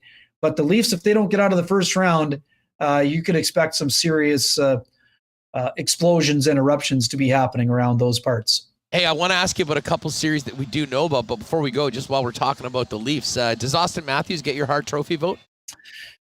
Us, I've given it a lot of thought. He's definitely among my top 2 choices right now. There's some excellent candidates around the league. I do think that a lot of what he's done is incredible, and he will be a deserving candidate. I think he'll be a finalist for sure. I would say if I were voting today and I only have to submit my vote by Monday, I would say I'm leaning that way. But I mean, I just saw a stat yesterday. Johnny Gaudreau has outscored Connor McDavid at even strength this year. I mean, if we're talking about turnarounds, what was the difference last year, Huss? There are some other things with the Flames that they're doing better, but Johnny Gaudreau underachieved, and this year he's a 100-plus point player. But the other thing that I wouldn't say that it hurts Johnny's candidacy, but Elias Lindholm is such an important player. Now he's north of 40 goals for the first time. I mean, if you talk to people who cover the Flames or around the Flames, Lindholm does so many other things well that I'm not saying it's vote splitting the same way you can see with Draisaitl and McDavid, but in terms of importance, those 2 guys are both very important to the Calgary Flames fortunes. So, yeah, I mean, there's some great candidates. Shesterkin is a great candidate. I think I have Matthews ahead of Shesterkin, even though he had a stretch during the year where he was maybe in first place. But I got a few other things that I've got to sort through. And one of those things, Stephen Wino and I always have a yearly call about awards, and we're looking forward to having that this weekend as well. I don't mean to punt on the play. I would say I'm leaning towards that, but I have, again, that's in pencil right now in my ballot, and I got to put it in pen by Monday. Yeah, I don't have a vote, and I'm sort of glad I don't because it is a very difficult decision. But I think Matthews deserves it this year. I mean, 60 goals the season that he's had. I mean, he really has been phenomenal, and it doesn't take anything. I mean, Johnny Gaudreau has been on the best line in hockey. I mean, clearly all season long. Calgary has 4 35-goal scorers this year as well. I mean, the season that they've had. And listen, sometimes I think you sort of get used to the greatness that is Connor McDavid, and Leon Draisaitl playing with him, naturally might, take away a little bit of that. But I think and Yossi, let's not forget Yossi, right? Yossi's season's just been absolutely exceptional. Well, listen, as well. Is he going to win the Norris? That's what I'm concerned about for obvious reasons, and I think you know why. He's got my vote for the Norris, Huss. And good. We talk about predictions. I'm going to predict you're going to be able to cash your ticket on Nikolai Ehlers tonight. You're not going to have to wait for garbage time on Sunday afternoon. Book it. Tonight is the night. 29 or more. Book the ticket. Oh, I love it. That would listen. That would give me plenty of reasons to have an even better time tonight if that comes through. Ken, listen. Before we go, 2 series in the West that we do know are happening. We'll find out what's up with Dallas and Nashville as to where they're going, whether it's Colorado or Calgary, over the course of tonight's action. But give me your thoughts. The series that I think I'm looking forward to the most in the first round is the Blues and Minnesota Wild. It is going to be phenomenal. And hit us with your thoughts on the Kings Edmonton as well. Yeah, interesting. I'll start with Kings Edmonton just because I want to spend a little bit more time on the other one. I think it's a good series. Todd McClellan's done an exceptional job. the Kings are playing with house money, Huss, like to use a term that would be apropos with you being in Vegas. Yeah, sure. Dustin Brown's retiring, but I mean, is Dustin Brown's pending retirement going to motivate the Kings to win 16 games? I think they're tracking well and trending in the right direction. I just don't think that they have the horses, given the injuries that they've had to deal with this year, in order to beat the Oilers. But the Oilers have their own playoff demons to be battling here, Huss. So you'd be looking for the goaltending. Can they continue to play at the level that's required? And can the depth scoring hold up, right? They've had great depth scoring during the year, but now they have to do it when it counts. They didn't do it when it counts against the Jets, and they have to do it now. But I would also say it's probably the best matchup for the Oilers in the first round to get kind of a little bit of tread on the tires. But you also know that Todd McLellan's situation, being a former Oilers head coach, he's going to have his team playing an incredibly committed style, and they're going to make life awfully difficult on the Oilers in terms of their defensive structure and how hard they play. In terms of Wild and Blues, it's going to be the best series. Again, there's some great series in the East, but Blues and Wild, that has the potential to be just an absolutely exceptional a series that goes the distance. You've got two teams that play a heavy game but have a ton of skill. It's not like the old button-down Wild days with no offense and playing the trap. This is going to be a high-octane series with a ton of hits. There are some big physical guys on both sides that are going to get in your grill.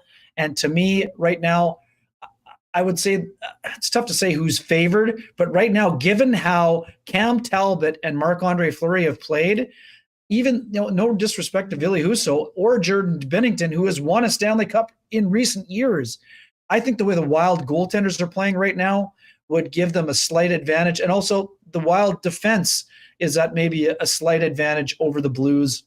But man, don't sleep on Jordan Kyrou. Robert Thomas is a guy, 2019 was a little bit of a coming out situation for him. Those two guys are going to be exceptional. Pavel Buchnevich has been great. But man, I Tarasenko. love I know, what a year, what a year, what a year. Couldn't get rid of him in the offseason.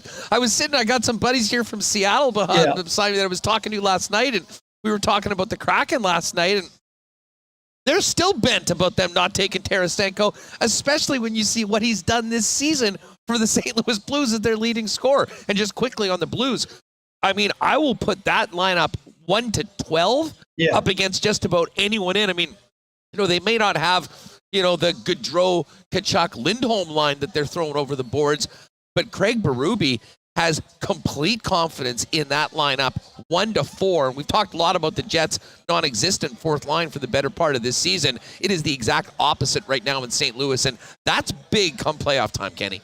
It really is. So the great neutralizer needs to be the Joel Eriksson, Ek, Jordan Greenway, and Marcus Foligno line.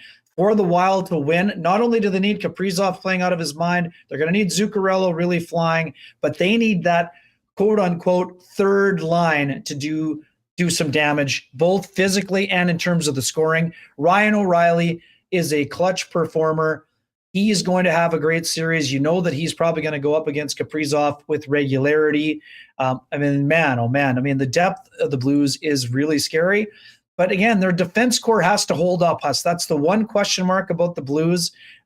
Since Petrangelo's left, they still have some nice pieces there, and Parayko is going to have a big series. But to me, it comes down to just the way that the Wild goaltending situation is playing. Now, having said that, I still think I'm going to go Blues in 7, though I think that it won't surprise me. This is a coin flip series either way for me.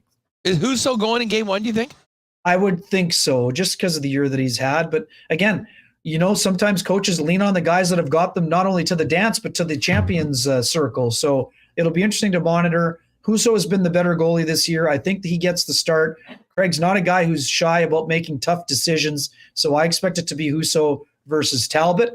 But again, how long is the leash when these scenarios happen? I mean, you got guys and there's a lot of scenarios too. Oilers, great example. I don't think that they need to just ride Mike Smith and worry about him breaking down, right? When he hasn't played, Koskinen's been very good when he doesn't get overworked. So you got all kinds of goaltending, not controversy, but intrigue going into these playoffs. Oh, man, Kenny, this has been a great chat. We hit a lot of topics, and always fun having you on the program. Of course, Jet fans and hockey fans have 2 more regular season editions of K&R coming up this weekend. Why don't you tee up and, of course, let people know if they've been had their head under a rock or something like that, where they'll find you guys and get ready for tonight and, of course, the finale on Sunday. Yeah, hit us up on our YouTube channel, the Kenny and Rennie YouTube channel. And just thanks to the viewers and listeners, not only of your show, but of ours. It was for season 2, it was our 100th show on Wednesday night. We wouldn't be doing it without the support of our sponsors and without the people that have been watching and tuning in and have that great engagement. We'll be Friday night here. We'll have a show, and then Sunday after the game, and it'll be a great chance to share some thoughts. We haven't decided what about the playoff preview show / exit meetings. We're not sure about that exactly, but should be a fun stretch ahead here, Huss, with hockey continuing both in our province at the junior and AHL level, and obviously the NHL playoffs will be something we'll be looking very closely at. And as I sign off here and wish everyone a great weekend, I will not do so without congratulating our good friend Dennis Bayak on his pending retirement from the Jets regional broadcasts. As you know, salt of the earth human being, and as great as he is at his job, Huss, he's an even better mentor and friend, and I know he's going to be missed greatly around these parts, and I know that he's going to enjoy retirement, or semi-retirement at least. Again, a great weekend to salute Dennis for everything that he's done during these 11 seasons with the Jets and over 5 decades in the sport. No, amen to that, and I'm trying to figure out a way that I can PVR the game remotely so I can make sure that I have Dennis's final broadcast in. And we've spent a lot of time, and basically half the show turned into a Dennis love-in yesterday, both with us talking about it as well as everyone in the chat. He will be missed, and just think about this. Media-wise in the city of Winnipeg, 2 legends retiring in the same year, with Bob Irving leaving the Bombers booth and Derek Taylor coming in, and I would offer out that there will be a similar pair of Shaq-sized 22s in the booth for somebody to fill in next year with the absence of Dennis. But as great of a broadcaster he is, he's an even better guy, and we certainly will miss him being able to listen to him each and every game. But he's going to be enjoying his time, and I know he won't be far away, and he'll still be following this club. Absolutely right, Huss. You nailed it right there. There's no doubt about it. Have a great weekend, dude. I'll look forward to getting to my hotel room at whatever time I get in and firing up Kenny and Rennie and see what you guys have to say. It's the best part of the YouTube and the podcast thing. You know what? It doesn't matter what you're doing after the game. Even, when I would go out after Jet games, I know you guys are waiting for me when I get home with the full wrap-up of the game tonight. So even here in Vegas, I'll be doing it this evening. Enjoy the game. Have a great weekend, and I can't wait to chop it up with you playoff style next week. Yeah, thanks for the commitment level, Huss. And next week I'll be rocking that good-looking Winnipeg Sports Talk hoodie. Remis did drop it off this week, and I can't wait to be wearing it proudly next week. Well, excellent. I should apologize to a couple of the other guys. I know Billick and Mike, I've got them, and I wanted to do it on Saturday before I left, and I neglected those responsibilities. So I'll make a round when I get back. Have a great one, man. Looking forward to the show this evening. You too. Have a tremendous weekend, and enjoy the rest of your trip, my man. There it is, the one and only Wiebe's World himself, Kenny Wiebe, with us here on Winnipeg Sports Talk. All right, we aren't having Phil Dos Santos today. Some stuff going on over at Valour FC. We'll get some more details on that. The home opener is still scheduled for Sunday afternoon. So you soccer fans, make sure you get out there. And we'll definitely get out and do maybe a Winnipeg Sports Talk event at the game coming up. But as I mentioned right off the top of the show, you may have missed it. Of course, Princess Auto, great sponsor of ours, the Winnipeg Blue Bombers, the Winnipeg Gold Eyes. But they're also many people's favorite store. But at times like this, with what's going on with potential flooding in and around Manitoba and Manitoba communities, they are doing their best to do everything they can to help out Manitobans if they do have needs. As I mentioned earlier, because this is what they tweeted out yesterday, because flooding doesn't take a break, we're currently offering emergency after-hours service at our Manitoba stores. If you're at the store after they've closed, give them a call, and they'll connect you with the team member who can get you what you need and when you need it. The Panet store is going to be open until you can call with service up until 2:30 a.m. The Portage store until midnight, and the Brandon store until midnight as well. If you go to, you can look up the numbers, or if you go to Princess Auto on Twitter, they've got the numbers for those. Give them a call if it's after hours. They'll get you taken care of. And of course, you can find out more and shop online 24/7, 365 at Princess Auto, princessauto.com. Our friends at Boston Pizza, listen, it's disappointing the Jets aren't going to be there in the playoffs, but this Stanley Cup playoffs are looking like, and especially the first round, is going to be phenomenal. I guarantee you, you'll be able to find me at a local Boston Pizza next week watching all the games at the same time on all the screens. No better place to do it than BP. Enjoy those gourmet pizzas, Boston wings, maybe an ice cold schooner or two. And if you are staying at home, you can always get their great game day deals and order online at bostonpizza.com. And as we get into the weekend, we talk with Andy McNamara. Just one mention of the DQ Burgers, and he pretty much lost it yesterday. They've been criminally underrated for a long time, no longer, and they're even better before. Try one of their 6 new stack burgers at your local DQ.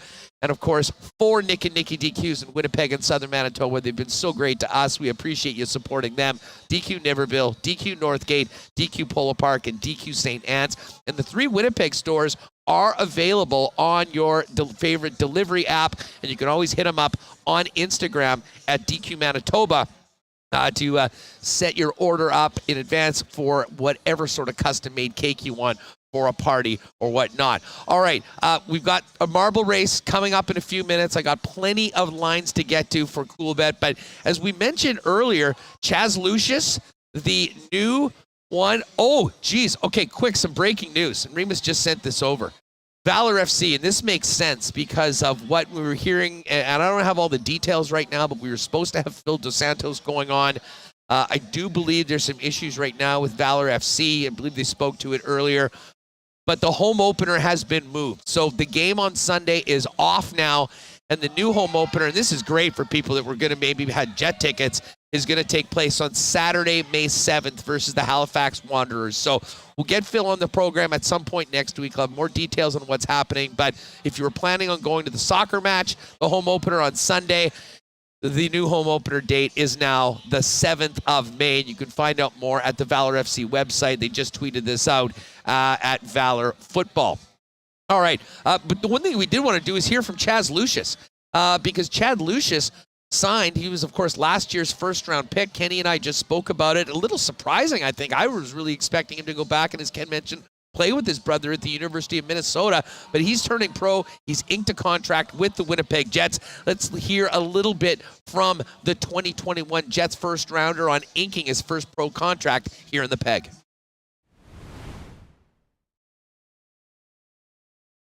Yeah, I was never thinking about changing colleges. If I went back to college, I was always going to go to the University of Minnesota. I had that pretty set in stone. But what made me really make the decision was from a schedule standpoint, the games that I could get, and then obviously from a development standpoint, getting in the Winnipeg Jets system were the 2 big main reasons why I decided to sign.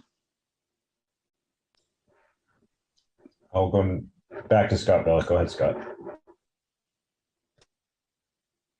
And yeah, sorry. And just, what's the plan? I mean, obviously, are you still injured at the moment? And are you still rehabbing from that? Or are you expecting to play maybe for the Moose coming up here? Or what does that look like? So I ended up having to have right ankle surgery. So obviously recovering from that, doing PT 5 days a week, hoping to be back on the ice soon. I don't know exactly what the plans are for that, obviously, since I'm dealing with this injury. But I mean, the goal is to just get back and skating as soon as I can. Go next to Mike McIntyre from the Free Press. Go ahead, Mike. Congratulations, Chaz. I don't know what your expectations going into freshman season were, but how would you describe the year as a whole and just your experience in Minnesota? Yeah, I thought the year as a whole was really good. I really enjoyed my time at the University of Minnesota. I mean, the biggest thing that I think I learned was just playing against older, bigger, stronger guys, and just the work ethic and the determination that you have to have. I thought the season went well for me, especially that second half. I really started to kind of hone in my skills and really, I'd say, take off. Right. You sort of came in as a center, right? But my understanding is you spent pretty much all year on the wing. And if that's the case, I guess, what was that adjustment like for you? Yeah, the first couple games playing right wing, it was definitely an adjustment for sure. I mean, I played center basically my whole life, but as the season went on, it only took me a couple games, and I really got used to right wing and the play style and how I can play with my line mates and do the best I can. So with regards to that, I felt like I really got used to playing wing this year, and I feel like I can play both positions to the best of my ability. All right, there's video call with the newly signed 2021 first-rounder Chaz Lucius out of the University of Minnesota. Here's a little bit more, the newest member of the organization from earlier today. Go next to Mitchell Clinton from Jets TV. Go ahead, Mitch. Thanks, Gregor, and hi, Chaz. Just curious, you mentioned the PT that you have to do 5 days a week. Just you mentioned the experience also that you had against playing against older guys. So I guess how does that motivate you going into this offseason now that the contract is signed and you have a lot to look forward to? Obviously, what kinds of things are you going to work on in this offseason to prepare you for that, given the knowledge that you gained at the NCAA and playing against bigger and stronger guys? Yeah, the biggest thing for me, obviously, is getting back from this injury and starting to skate again, work out, do all those things that you need to do to be successful at any level. But this summer, I'm going to be training with Gary Roberts in Toronto, and that I think is going to be a big thing for my game to really get strong and mature as a player and as a person. But the biggest thing would be strength and just overall speed. I think that aspect of the game is going to be the biggest thing I need to work on. Go back to Mike McIntyre. Go ahead, Mike. I know your World Junior experience was a very short one with just the one game. So maybe describe just what that was like to obviously, you gear up for such a big event and then to kind of have it all disappear so quickly. And then second part of that is any thoughts on, I know it's being rescheduled in August. Is that something that is very much, you believe is going to be in your future, playing in August?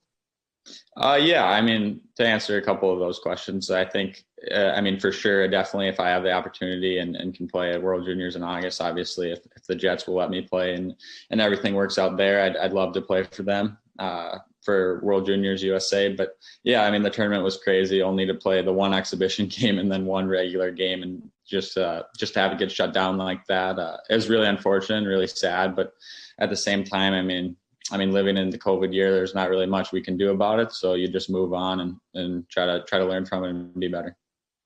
And then just one more from me. I guess how much contact during this year did you kind of have with the Jets in terms of whether, scouts or Jimmy Roy or any of those guys, kind of Kevin Cheveldayoff, like coming out to see you play? Was there a lot of contact during the year, and how would you kind of describe that? Yeah, there was a lot of contact during the year with the Jets player development and the whole Jets organization. Jimmy Roy obviously leads the way with that. He's great. I think he went to almost all my games this year. So really involved with my development and cares about me as a player and as a person. And probably, if I had to put a number on talks, probably weekly, I'd say. So yeah, very involved. Okay, so get ready to open the... All right, so there's Chaz Lucius, newest member of the organization, talking a little bit about signing the contract and potentially playing in the World Juniors, coming back from injury, and looking forward to being a pro and hopefully cracking the Jets lineup here in the future. All right, it's Friday afternoon. Been an unbelievable week here in Vegas at Bar Canada at the D Hotel. Huge thanks to everyone that's taking care of us here. But now it's time to do what we normally do, and it is a big marble race. We've got the Masters jacket version of Winnipeg Sports Talk, the Winnipeg Sports Talk hoodie, courtesy of our friends at Canadian Club. And we've also got a incredible second prize. Christian Hammerback, who's with the All Abilities Championship, came on the program last week to promote it coming up in June. Again, if you've got somebody, that golfs with a disability, let them know about the event. The information is at the Golf Manitoba website, and it should be fantastic. But Christian was so gracious to give us a beautiful Masters putter head cover. So we're going to combine that with a 6-pack of the new drink of the summer, the ready-to-drink Canadian Club and Ginger Ale, which is available now at your local beer store or at Manitoba Liquor Marts. Check out the Canadian Club displays.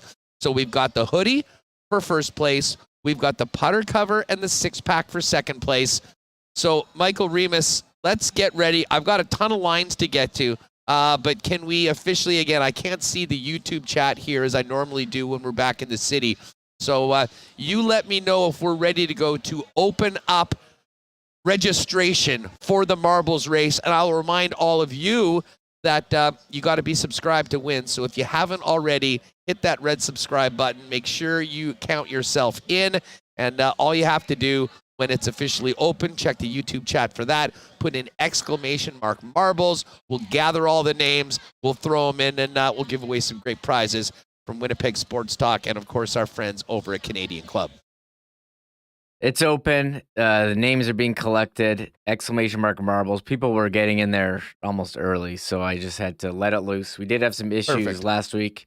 We just had our first over-the-top rope, Narv. Oh, nice. Narv Oleg? started spamming the chat, and so Narv... Oh, Narv got thrown over the top rope. Easy. It was easy one. The main event? Narv, the main event, Mulshan just got thrown over the top rope? Yeah. Wow, our old buddy. Narv, smarten up. Get it together. Yeah, you just got thrown over the top rope. We're gonna start calling you Oleg Marchand after that operation today. So Narv, you're out. Come back Monday. Smarten up. And one other thing, while we gather the names, ! marbles in the chat. If you do want to go to the ice game tonight, we do have a pair of tickets to give away. Now we won't put it in the marbles because we don't know who can or who can't go. But if you want to go to the game, just send us an email to winnipegsportstalk@gmail.com. Remis will pick a winner. And if it's a different email address that you're sending it to, that you need the tickets sent to, just specify that. We won't bother contacting people afterwards. But as soon as we get people the names of people that want to go, Remis will fire off a pair of tickets for that. And by the way, congratulations. Who won the Moose tickets for the game tomorrow, Reem? Yeah, we had an Instagram giveaway. So we run these giveaways on a lot of different platforms. So you better be following us on all of them. There are links in the description of the video down below. Also hit like on this and subscribe. We're closing in on 6,700 subscribers. And we did have a winner. I got his email. I did a wheel spin just privately before. I did record it if you want to watch it, but we don't need to watch the recording. You want to watch the replay of the wheel spin? But who's the win? Who won? Let's give congratulations publicly. It's a big coincidence that Instagram user MooseFan214DL was the winner. Daryl. Nicely done, Daryl. I don't know. Moose was meant to be, I guess, that guy with the Instagram handle MooseFan was randomly selected. I don't know. Well, Daryl, enjoy the game on the weekend. Moose finale is tomorrow. And then, of course, the Jets and the Kraken finish things up. All right, you got 30 seconds or so to get the marbles in. Remis, you just close it up and start gathering them at your leisure. I'm going to get into the Coolbet lines right now for tonight's action in the National Hockey League. Now, as I mentioned, some of these lines are different, and I think many of them will be moving throughout the course of the afternoon based on who's available, who will be shut down. I mean, as I said, I'm totally speculating here, but I would be stunned if you have that full line of the Calgary Flames playing tonight. We certainly expect Jacob Markstrom will get the night off after playing last night. You can see what the lines are there as Remis has them up on the screen. What's the Jets number right now, Reem? The Jets number, they are a +122 underdog, and I plus would 122. I'm on them. I would like the Jets on that one. And you want to see goal props? What's Ehlers for us to finally cash this over for the season? +163. Well, Wiebe called it. Wiebe called it today. So if you want to ride Ken, he said we're not going to have to sweat this thing out on Sunday afternoon against the Seattle Kraken. He says Nikolai Ehlers gets it done tonight. I really hope that he does. I know Mitch is out there in chat, I'm sure, also with us for getting that over-season prop of 28.5 that we've been sweating for the last few weeks. Tons of games. I won't go through the numbers on all of them. If you want to know the picks, the Lock Shop is up. Check my Twitter, Dustin Nielsen's Twitter, for the full video version. But if you're listening on a podcast, do us a favor, subscribe. Oh, and by the way, we're also giving away a Lock Shop hoodie. So if you haven't already followed us on Twitter at Lock Shop Bets, do that. As soon as we hit 1,000, we're going to be giving away a Lock Shop hoodie to somebody that is following us on Twitter. We've got the Blackhawks and the Sabres.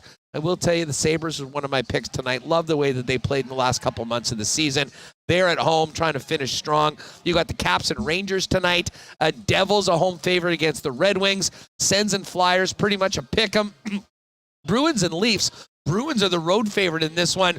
No Matthews, no Marner, and the Leafs, I think, would love if the Bruins won and the Lightning lost, and they actually got the Bruins in the first round. Panthers, big favorite against the Habs. Blue Jackets, Penguins. Penguins a massive favorite. Lightning favorite in New York against the Islanders. They can win and confirm third spot against the Toronto Maple Leafs. The Blues at home against the Vegas Golden Knights, who are destined for the golf course at the end of this game. Blues, of course, will face the Wild. Wild and Avalanche, straight up pick 'em. We'll see what those rosters look like tonight. I imagine both teams may potentially take it a little easy. As we mentioned, Jets number here in Vegas, plus 135, plus 122. We'll see whether that might change going into this evening based on Calgary's lineup. Dallas Stars and Predators both would like to win tonight. If Dallas wins and the Preds lose, Dallas could actually jump into 7th spot and get Calgary as opposed to Colorado in the first round, although pick your poison with those two teams. Dallas and Nashville, both big favorites. You got the Kraken favorite against the San Jose Sharks. And the final game, Canucks-Oilers. Home game for the Oilers, but I wouldn't at all be surprised if some of the top dogs on Edmonton also get sat out for tonight's game. No Draisaitl, no McDavid. I saw for that one. There you go. Well, Oilers are very hot. I'm trying to keep track of all this for fantasy purposes. You know, we have a DraftKings contest. If anyone wants to go in, hit us up with a message. We can send you an invite. And it's just like hard at this time of year, finding out who's going to be in, who's going to be not. So you got to be on top of it. And you can take it. How's your finals going? I mean, this is coming down to the final night. So I'm in the final of my fantasy hockey league. But if you're running a fantasy hockey league, don't schedule the final to take place only in the last week. I know some people do like a week and a half final, which I'm okay with, but just this week, very hard with a lot of guys sitting. I'm up 10 points. Shout out to Steven Stamkos, who's been absolutely on fire. I don't have any goalies tonight. Markstrom's not going to play. I don't think Shesterkin's going to play. He's got 2 goalies. It's going to be tough. I don't know who's going to be in. I have Gaudreau Monahan. I don't think they're going to play. I think he's got some guys as well who may not play. So we'll see. You win. What do you have any? Do you or your opponent have any Jets or Kraken? Because that would be hilarious if that comes down to that final game. No, that game isn't included in the schedule. I guess because it was made before the start of the season, just to the fantasy schedule. So that game's not. I have Vince Dunn, but he's been injured. I messed up on Tuesday. Oh, sorry. I started Vince Dunn. I started Vince Dunn instead of Morrissey because he was playing more games. But J-Mo's been in, and Vince Dunn has been out. Yeah, Vince Dunn didn't play, and I didn't start Torrey Krug because he didn't play last week. I assumed he wasn't going to play this week, but he played and got an assist, so I screwed myself. All right. Okay, listen, let's get to it. Again, reminding winnipegsportstalk@gmail.com if you want ice tickets for tonight. Remis will pick a winner after the program. But right now, let's get to it. It's close to 3 o'clock. We've got to get the pods up before tonight's game. So let's get to the marbles. I will remind you all, hoodie for the first prize winner. It is the Winnipeg Sports Talk version of the Master Jacket. Shout out to all former champions. But a great second prize today, Masters Putter head cover and a 6-pack of the new drink of the summer, the ready-to-drink Canadian Club and Ginger Ale. Remo, how are we looking with preparations for the big marble race today on Winnipeg Sports Talk? I closed the entries. We have 152, so that's kind of usually nice. Usually what we have. So let me do it up. And yeah, it was very disappointing last week. We couldn't even do we had to do it manually. I had to type them all in. I know, it was a disaster. I actually have a mea culpa and an apology to my good friend Ross Ransby. Ross and Bozeman, Shorn, are now making a $20 bet each marble race head-to-head against each other. And in the chaos of trying to manually put in the names, only one of them got in. So that was a push. There was no win for Shorn last week. If you would like to make any head-to-head fun wagers between your friends, go ahead and do it. Bottom line is, we need to get this going so we can obviously get these prizes ready, but also get the podcast up for people to listen on the drive home from work or before tonight's Jets game. Where are we going today, Remo? What course are we doing? I got to see if we want any bonus names before we load it. Everyone is wanting Dennis Bayak to have a marble. Bayak, absolutely. Dennis Bayak gets a marble today. I think we need to put, let's go Hacksaw and let's go Kenny, Wiebe's World. Our 2 guests today and Dennis Bayak commemorating. Wouldn't it be amazing if Dennis won? In fact, I will say this. If Dennis is a big golfer, if Dennis comes in second, Dennis is getting the putter cover, and Dennis is getting the 6-pack of Canadian Club Ginger. I'm telling you right now, a proxy marble for Dennis Bayak in today's race. But that's prize number 2 and prize number 1. Heck, if Dennis gets the hoodie, he's in too. Dennis is a live marble. Ken and Hacksaw, not live marbles, but the Dennis Bayak marble is live, eligible to win either of the prizes for first or second place today. All right, let's do it. The other thing I got to mention is a lot of talk about these hoodies. I want to give a shout out to Candace, who did purchase a Winnipeg Sports Talk zip up. They're available on our website, so we don't really talk about it. We got some good stuff there. If you do want a bottle opener in the summer, we do have the Winnipeg Sports Talk hockey puck water bottle. So check out our website, winnipegsportstalk.com. Go to shop. We have some items that are available. Some neat ones. And in fact, you know what? I've got a couple extra of those pucks. First prize, I'm going to throw in one of those pucks.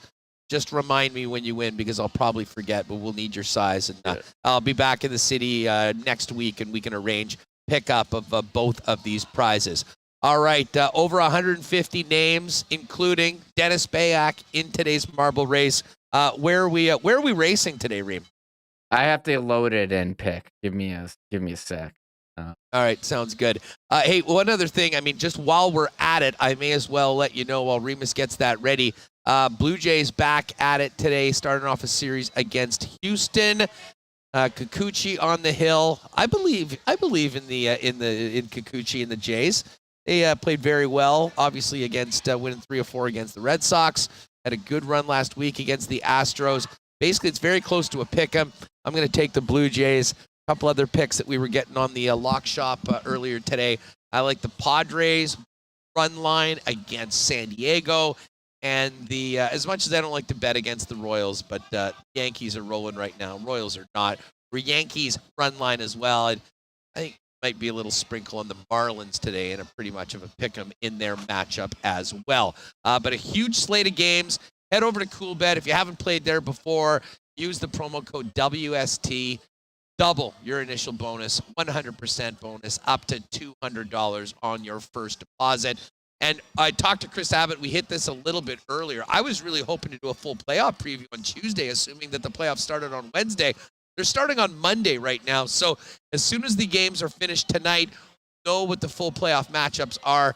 Go to Coolbet tomorrow. They'll have all of the odds for the first round of the Stanley Cup playoffs and probably a full line of futures for the 16 teams that'll be eligible and competing for the Stanley Cup.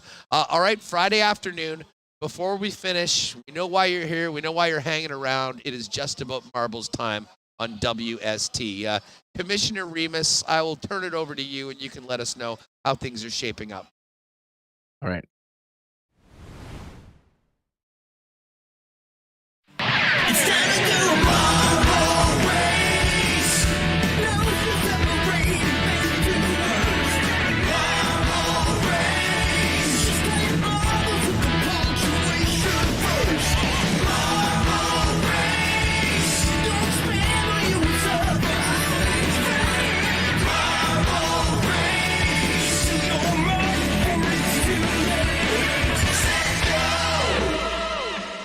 go. Tristan Rivers Music, the legend, with his incredible offering to us the musical intro for the marbles. Whoa, this is a big one. We're in the cauldron today? Yeah, there's some music here. I had to turn it off there. This track is called Haunted Hills. So. Well, Haunted Hills, this is it. Over 150 marbles in it. Couple great prizes today. Thanks for everyone for being with us all week long. It's been such a fun week of shows here at the D in Vegas. I'll give you a little tease, folks. Something I've been working on with the people here at the D and Circa. Next year, the Jets will be playing twice in Las Vegas. We will be picking out at least one game, if not two, and probably setting up a little bit of a Winnipeg Sports Talk tour. Come on down, hang out here at the hotel, go to the game, maybe a couple of other events around it, but be looking forward to get that NHL schedule and get planning on that sometime in the summer. All right, live from Vegas for myself, Remis back at WSTHQ. We finish off an amazing week here at Bar Canada in Vegas with the Winnipeg Sports Talk Marble Race. Good luck to all of you. Let's drop them. All right, this is Haunted Hills. It's like all dark. We're in a cauldron. It's scary. It's got that weird music in the background as well. Yeah. Nice start. Manny Franz up at the front. Bardo, Nelson Fernandez in the mix. Chris Fadoon, I don't know where the heck Chris is going. It's showing that he is in first place right now, but it seems like he is being carried. We cannot see Chris's marble, and yet... Uh-oh. Where? What is happening? I have no... That's over the top rope. It just took him a little while to do it. Wow, everyone's pretty much locked up. Manny Franz in the lead. Shane Mason, Jamaica Me Crazy as well in there. Retro Winnipeg, what's up? Love Retro Winnipeg's. Oh, Chris Vermette in the league right now. Love Retro's Twitter feed. Always some interesting stuff on that. And I know a big Ice fan as well. Wow. This is wild. Manny's still holding on to a very, very slight lead. Looks like we can see down there the end spot. Jamaican Me Crazy in the mix. Leanne M. This is really anybody's race right now, it seems. We've got the end spot right now. How everyone gets there, I have no idea. But good luck to everybody who is with us here right now trying to play for the very prestigious Winnipeg Sports Talk Canadian Club hoodie. And, of course, that great second prize of the putter cover from the Masters and the 6-pack of Canadian Club and Ginger, which, by the way, is available at your local Manitoba liquor marts. And again, Winnipeg Sports Talk at gmail.com if you want to pair for the ice game tonight. Remis will grab a winner after the game and send it over. Jamaica Me Crazy just got DQ'd and went over the top rope. I think Derek Honer is about to suffer the same fate. And it is close. I can't remember a race where all the marbles were this closely bunched up together, Remis. I still don't really know where the course is taking us and how we'll end up in the final dish to see who wins. But it does seem like we're getting a little bit closer. John D., Jerry Baluta, there we are. Oh, wow, and Mike Wynn gets second. Jerry Baluta is your winner, and Michael Wynn, long-time Winnipeg Sports Talk supporter and fellow season ticket holder in Section 316. Mike, I want you to give some love to all the folks that I'm going to be missing this weekend in the seats for the final two games of the season. Just an amazing, amazing race. It was haunted. It was spooky, but not for Jerry Baluta, who is our champion. Jerry, we've got a Winnipeg Sports Talk Canadian Club hoodie for you, our version of the Masters green jacket. Congratulations. And our guy Mike, I think this is the first time Mike has won in the marble race, even been in the top three, but a great day to do it. Got that for you, and we'll set that up when I get back. So, Jerry, if you want, send us an email, winnipegsportstalk@gmail.com. Let us know what size you are, and I'll be in touch next week when I'm back, and we can arrange a time for you to come by and pick them up. And Mike as well, hit me up. We'll get a chance to do it. Jano is taking his or her sweet time as the final race, the final marble to come in. And I think Jano's just about going to be in. And there we go. Jerry Baluta, first-time winner on the marble race here on Winnipeg Sports Talk. That was a wild one. There are your final results. Baluta, Win, John D, Retro Winnipeg in fourth. Shane Mason, Mark Amp's been in there a lot. Trevor Red Ranger, Ryan Kinnerke, and Mike Fagundes for the... Weeps World came in. A nice top 15 or 16 performance for it as well. Listen, I could go through it all, but we do have to get out so we can get the pod uploaded. Once again, I do want to thank the incredible people here at Bar Canada at the D Hotel. Next time you're coming to Vegas, you want to watch some hockey, you want to get some great cold beers, Canadian beers if you're missing it, you know, like the U.S. versions. They've got it here for you at the D, and of course, just down the street from the incredible new Circa Hotel in downtown Vegas on Fremont Street. A big thanks to all of our sponsors. Of course, our newest sponsor, Wallace & Wallace, our friends at Aikens Lake. Don't forget, by the way, Aikens Lake, they still are looking for a couple university students to work out there in basically paradise for the summer. Find out more at aikenslake.com, or if you're interested, give Pitt Turan a tweet at Aikens Lake to get you set up for that and more information and get a resume in. F Apparel, Vita Health, Culligan Water, Manitoba Battery, Royal Sports, Breezy Bend Country Club, Not Auto Corp, Little Brown Jug, Princess Auto, Boston Pizza, the Nick and Nicky DQ Group, Canadian Club, and Coolbet Canada. Big thanks to Ken Wiebe, who joined us earlier today, and of course the NFL Draft Recap with Hacksaw. We're looking forward to taking in here in Vegas, rounds 2 and 3 coming up in a few hours. And of course tonight's second last game of the season, Jets and the Calgary Flames. And Fan Appreciation Weekend continues with the final game of the NHL regular season on Sunday afternoon, 1 p.m. between the Jets and the Seattle Kraken. Folks, I'll be back in Winnipeg. Monday is going to be a massive show. It'll be locker cleanout day for the Winnipeg Jets. We'll be all over it here on Winnipeg Sports Talk, and it'll be the opening night of the Stanley Cup playoffs. We'll talk about that as well. One final time from Sin City. Be back in the Peg on Monday. Thanks to all of you for being with us. Great show, and thanks to Michael Remis, of course. Have a great night. Have a great weekend, and we'll see you Monday back in Winnipeg to hear from the Winnipeg Jets one final time for the 2022 season. Have a great one. Oh, my God! Oh! Shut it down! Let's go home! Thanks for tuning in to Winnipeg Sports Talk Daily. Make sure to subscribe on YouTube and your favorite podcast feed at winnipegsportstalk.com.